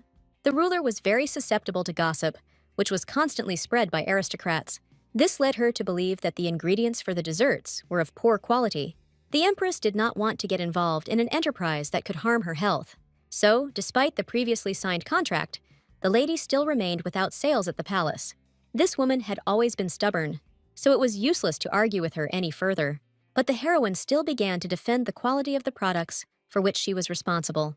After all, not only desserts throughout the empire were prepared from milk, but there were no questions about other food. After listening carefully to the girl, the emperor agreed with her logical arguments. However, this led to the empress demanding a break in relations with Ebel. The lady was finally convinced that no one could argue with this woman, but she personally was pleased by the fact that she no longer had to learn complex palace etiquette. The emperor clearly did not expect that Ebel would not resist because of this decision. The girl could hardly restrain herself from honestly admitting how tired she was of pretending. But the woman was quite satisfied with this result, since she initially did not approve of Travis. And so the lady, with her head held high, left the palace, which had become tiresome to her during this time. Only later, thanks to the letter, did the rulers learn that Ebel had simply slandered the house of Benyu. Only the emperor was ashamed of this, but his wife did not allow anything to be changed about what happened. It was always unpleasant for a woman to admit that she might be wrong about something. Meanwhile, Kelly continued to collaborate with Het, who was offering her terrible ideas. The Black Dragon tried to blame his master for everything, since he no longer trusted him, and Alucard began by damaging Ebel's reputation and accusing her of having caused her own troubles. Even the assistants knew about these rumors, but they tried not to show it. But in the end, all of Travis's delicious desserts were thrown away due to the emperor's wrath. The ruler no longer doubted that the false rumors about the girl were in fact true, but the heroine didn't expect that, as a result, the ban on baking would be reintroduced in the empire. This news was brought to her by Bane, who did not want the girl to find out about it from outsiders. The assistants sided with the young lady, but even this could not console her now. What shocked Reki most was that Holt accused him of not wanting to help Travis. As soon as the prince left in disgrace, Lesha immediately crawled out from behind the counter for more desserts. The dragoness didn't see any problem with banning desserts, since they could be sold abroad. The heroine was amazed by such a simple idea, because for some reason she had not considered this option before. But in another world, the normal situation was the distribution of franchises across different countries. Therefore, nothing stopped the girl from trying to expand her store abroad. The assistants immediately supported the lady's decision, as they were willing to take on any adventure. But almost immediately, the lady realized the reason why she would never be able to do anything like that. The whole point was that even for the export of Ebel, permission from the emperor was required. Travis had no more ideas on how to save his sweet business, so now the lady will have to close her favorite store because she didn't know what to do. Ebel had no desire to end up in jail for breaking the rules by cooking, and even if the lady continues to bake sweets, most likely they will all just go to waste. Only Lesha did not give in to panic, because she had one very simple plan. At first, the heroine did not even realize her salvation when she heard that the dragons had their own laws. But she quickly realized that this meant there was no ban on baked goods and desserts. So the solution for the candy store came from where no one expected it. In fact, Lesha didn't want to admit that these desserts had already won her heart. The heroine didn't even ask for compliments, because it was enough for her to sell her sweets. But in the end, Sorbian came to agree to collaborate for the sake of greater enjoyment in the future. She even made a huge advance payment, as she expected to shop there for a long time. Belle had no idea there was a dragon in front of her, so she was horrified by the tale. But the girl was tactful enough not to bring up this nuance right now. In the end, it was the heroine who had to explain why their guest was different from ordinary people. Only now did the girl tell her assistants the whole truth about their neighbor with the store. She could only hope that Belle and Holt could not hate Aemond. Judging by the maid's reaction, the lady realized too late that she had told her about everything in vain. Even the usually reserved Holt couldn't come to his senses after such an unusual story. But the heroine couldn't rewind time, so she decided to let her assistants calm down for now. To speed up this process, she brewed some delicious tea, which got on her nerves. Thanks to its effect, after just a couple of minutes, the assistants regained a fresh complexion. As a result, the three of them had a fun party, celebrating the fact that not all was lost. From now on, they decided to fight the ban on desserts from the great ruling family of the emperor. And Lesha helped them with this, advertising the girl's delicious desserts with her whole appearance. Aemon carefully monitored the girl's words, not allowing her to say anything bad. Every dragon was surprised at how delicious the human girl's food was, so it became obvious to the dragons that Dragon had feelings for Ebel. Most of all, the king feared condemnation from his assistants, who might turn their backs on him. But it turned out that the support of the ruler was many times more important for every loyal subject, so nothing changed among the dragons. Although they were shocked by such news, The only thing is, no one has found Alucard yet, because his trail quickly ended in the forest. Ponter thought that the dragon had disappeared forever, but the master showed him the dragon ore. It immediately became clear to the Duke that Het, who was perfectly fine, was behind this. Aemond could not understand how the black dragon had managed to suppress his hatred all this time. Alucard really could hardly contain himself, as he hated all representatives of humanity. Gradually, he began to sympathize only with Kelly, whose thoughts often coincided with his. And now, the odd couple went to Ebel's store to gloat over her. Benyu had no doubt that Travis should have closed long ago due to lack of customers. The woman planned to stroke her ego with this, since the girl had humiliated her too many times. But in reality, things were going well for the heroine, so she was not at all discouraged. So Kelly didn't get to see the long-awaited tears on her damned rival's face. Instead, Benyu had to watch as Ebel continued to laugh merrily at the door of the store. It wasn't for nothing that the woman considered Travis a real piece of trash that didn't deserve to live. She couldn't forgive the girl for choosing desserts instead of her handsome brother. That's why Kelly was so eager to see the nasty lady's store go bankrupt soon. But all this did not lead to the smile disappearing forever from the face of stupid Ebel. Therefore, only Benyu was left out of work, although she had expected to have a good laugh at the girl. Even Het noticed that Kenny was too focused on the other person. However, he too was curious as to why Travis wasn't at all downhearted about the situation with the store. Looking at the happy girl, the couple got the impression that she didn't love her job. But the very next day, the heroine found it difficult to force even a small smile. This is all because customers left sweets in garbage bags near the door of her store. The crumpled food was a huge blow to the girl who had worked so hard to cook. The lady could hardly restrain herself from bursting into tears right in front of the doors of her favorite store. No matter how much her assistant supported Ebel, she was in no mood for fun right now. So part of what Kelly achieved was to upset her young rival. The fact that Travis looked knocked down made Benyu feel a whole lot better. According to their calculations, the girl should now not have enough nerve to bake more sweets. Hetu even felt a little sad that he couldn't see Ebel's tears up close. Everything was going so well that Kelly didn't understand why the guy suddenly hid somewhere below. Personally, she intended to enjoy her opponent's shameful moment until the very end. The whole point was that Aemond himself appeared in front of the store with a huge bouquet of flowers. Benyu had never seen anyone before who could compare in beauty to this aristocrat. While Kelly was once again envious of Ebel, Het tried not to show himself to the stern gentleman. At this moment, the heroine allowed herself to cry, as she was left completely alone. But as soon as the lady heard the doorbell ring, she quickly hid her tears. She didn't expect at all that such a pleasant surprise would await her in the form of her beloved with a bouquet of flowers. The guy was beaming again, as if nothing better could ever happen in his life. Now he could only rejoice when his beloved beamed with joy at the sight of him. Although not immediately, the heroine noticed that there was some small gift attached to the bouquet. For a moment, the lady thought of a marriage proposal to which she would not agree.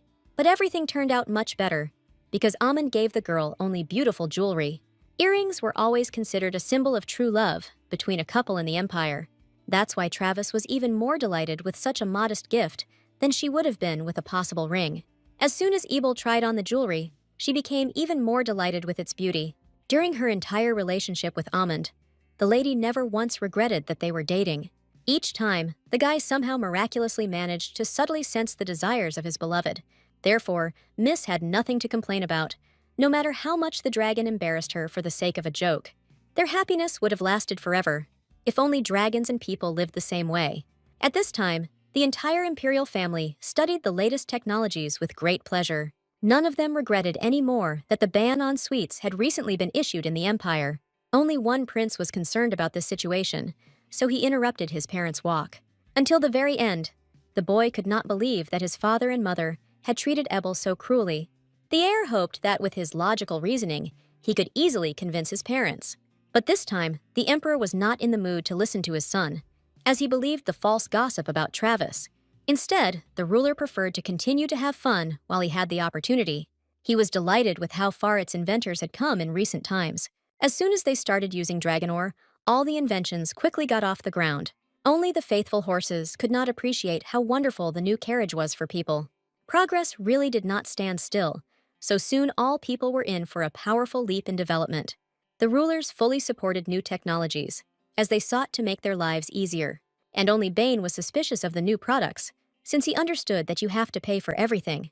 However, at this moment, It was Duke Gerard who took a key place in the lives of the emperors. Therefore, the prince quickly realized that no one would take any of his objections seriously enough now. But the guy was just trying to protect his beloved. Although he was completely unsuccessful, even the little princesses were on Ebel's side, as they quickly developed a love for all things sweet. And now, the poor maids were forced to listen to the cries of young girls all day long. The assistants tried to show miracles of resourcefulness, but none of it helped them. Lily and Tilly were only serious about desserts, which were no longer available in the empire. Even among the aristocrats, there were those who openly grieved over the ban on sweets. Many sincerely did not understand what could have influenced such a cruel order from the ruler. It got to the point where most customers started sending secret emails with dessert orders. Belle was pleased with this popularity, although it did not solve all the problems for the candy store. But all the assistants understood perfectly well that they still could not break the law. So the aristocrats tried their best to buy up the last sweets that were still on sale. But the hardest thing for the heroine was that she was now making deliveries for all the dragons. Lesha's advertising campaign turned out to be so successful that there was no end to the orders. Previously, the lady had no idea that many dragons loved sweets so much. Moreover, they turned out to be such unusually rich clients that she no longer needed money. That's why Ebel thought about hiring more helpers, because they didn't have time to cook. But the question still remained as to which people would agree to work for the dragons. At that very moment, for the first time in a long time, the girl heard a short knock on the door. She could not even imagine what kind of person came to her, despite the emperor's prohibition. As soon as the lady saw the guest, her face instantly lit up with genuine joy. All because Kadisha, who had not been heard from for a long time, decided to visit the store. The woman herself missed the desserts that Ebel secretly continued to prepare. It didn't escape Irene's notice that Travis was sending someone a huge amount of sweets. The heroine didn't have time to come up with arguments, so all her excuses seemed ridiculous and stupid. No one expected that Kadisha would actually be on the side of the candy store representatives. The aristocrat came precisely to support people who were going through hard times. Irene had long wanted to open a business abroad, and now she has found a suitable partner for herself. Who would have thought that the heroine would accidentally find such a good ally for herself? But now Kadisha was planning to open a candy store in several places abroad at once, and this meant that the Ebel store became a full-fledged franchise for all people. It was only late in the evening that the lady shared the latest news with her beloved. Aemond immediately supported the girl, because he saw how happy she was about the development of the business, and Dragon personally didn't see a problem with Travis moving into his kitchen as well. But the heroine herself could not allow herself to so brazenly invade someone else's property for the sake of cooking. They had been communicating through the mirror lately, so the king personally missed the sweet lady very much. Therefore, he had even more reason to insist on his help to Ebel. Previously, the heroine had never even thought about taking advantage of her status as a loved one. Despite the fact that the girl had obvious problems with her business, she kept silent about all the troubles. But the lady could not even imagine that her attitude hurt the Dragon King so much. Ebel was raised in such a way that she was not used to relying on people in everything, no matter how close they were. In the end, Aemond was so tired of the girl's indecision and modesty that he decided everything for her. So the lady had to quickly get ready to move the cooking to the castle. The very next morning, the heroine obediently prepared for the move. Although she was excited, whenever the conversation turned to Dragon's tricks, the lady could never refuse him.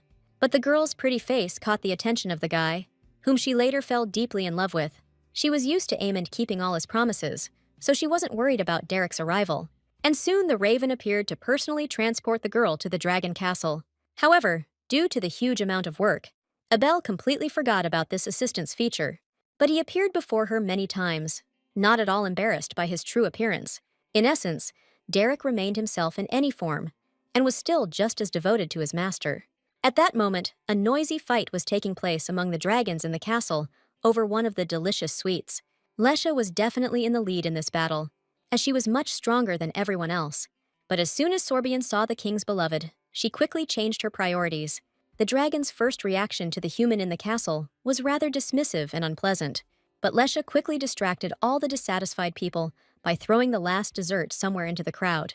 But the dragoness never got a chance to communicate with her friend, because Aemond picked her up in his arms. Dragon missed his beloved so much that he brazenly stole her from his assistants, despite their objections. In fact, Ebel herself was not against being alone with a guy she had not seen for a long time. They only briefly discussed Het, who had never been found after his recent escape. And immediately after this, the heroine moved on to the question of the kitchen, which she was so eager to see. It turned out that this room was much better than the girl could have imagined. Travis was already dreaming about how great it would be to set up a dessert production facility here. The lady was so carried away that she didn't notice the guy's attentive gaze on her the whole time. Amond had selected the most capable assistants in advance in order to properly train them in cooking. The guy also found a set of kitchen keys, which he proudly presented to his girlfriend. The lady couldn't even imagine that Dragon would trust her so much in any matters. Amond then allowed Miss to use whatever ingredients she needed. Ebel never imagined so many good opportunities for herself, even in her wildest dreams. As a token of gratitude, she joyfully threw herself into the arms of the guy who was the best for her.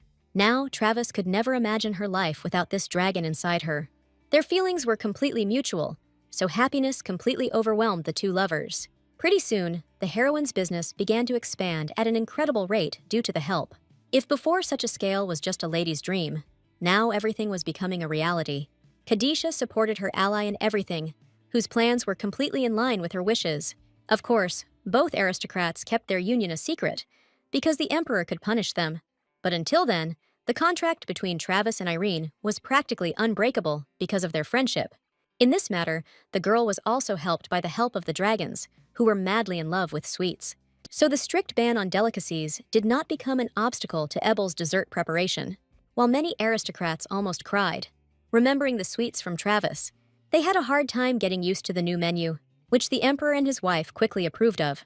Particularly impressionable people even composed compliments, including lines about desserts. Even the ban on sweets didn't stop them, because desires were stronger than all the rules.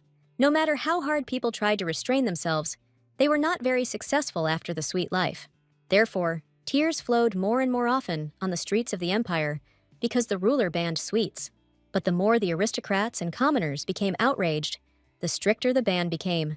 And only the heroine was not affected by these restrictions, because she had long ago found workarounds. The dragons turned out to be unusually diligent pastry chefs, so business went uphill. In addition, Aemon continued to support his beloved in everything, so problems were resolved quickly. The only thing the girl regretted was that her former assistants did not respond to her letters. In Belle's case, everything was clear, as she and her husband were preparing for the imminent birth. But Holt remained loyal to the old store, even though it was no longer of any use. But everything changed the moment Derek finally got answers from his former assistants. All this time, the lady was impatiently waiting to hear what Belle and Holt would tell her about not going with her. It turned out that the boy and girl still fondly remembered working in the old candy store, so it became clear that both assistants were ready to take active action. The heroine has long realized that all her failures in the past have become her successes this time. That is why the lady was not going to give up, so as not to let down her loyal loved ones. But the question remained, what to do with the emperor, who was now not on her side? Until then, Khadijah had been making every effort to develop her business as a lady in other countries, so Ebel focused entirely on keeping up with all the deliveries. Now, Derek was temporarily serving the young lady, delivering all her important letters to their addressees.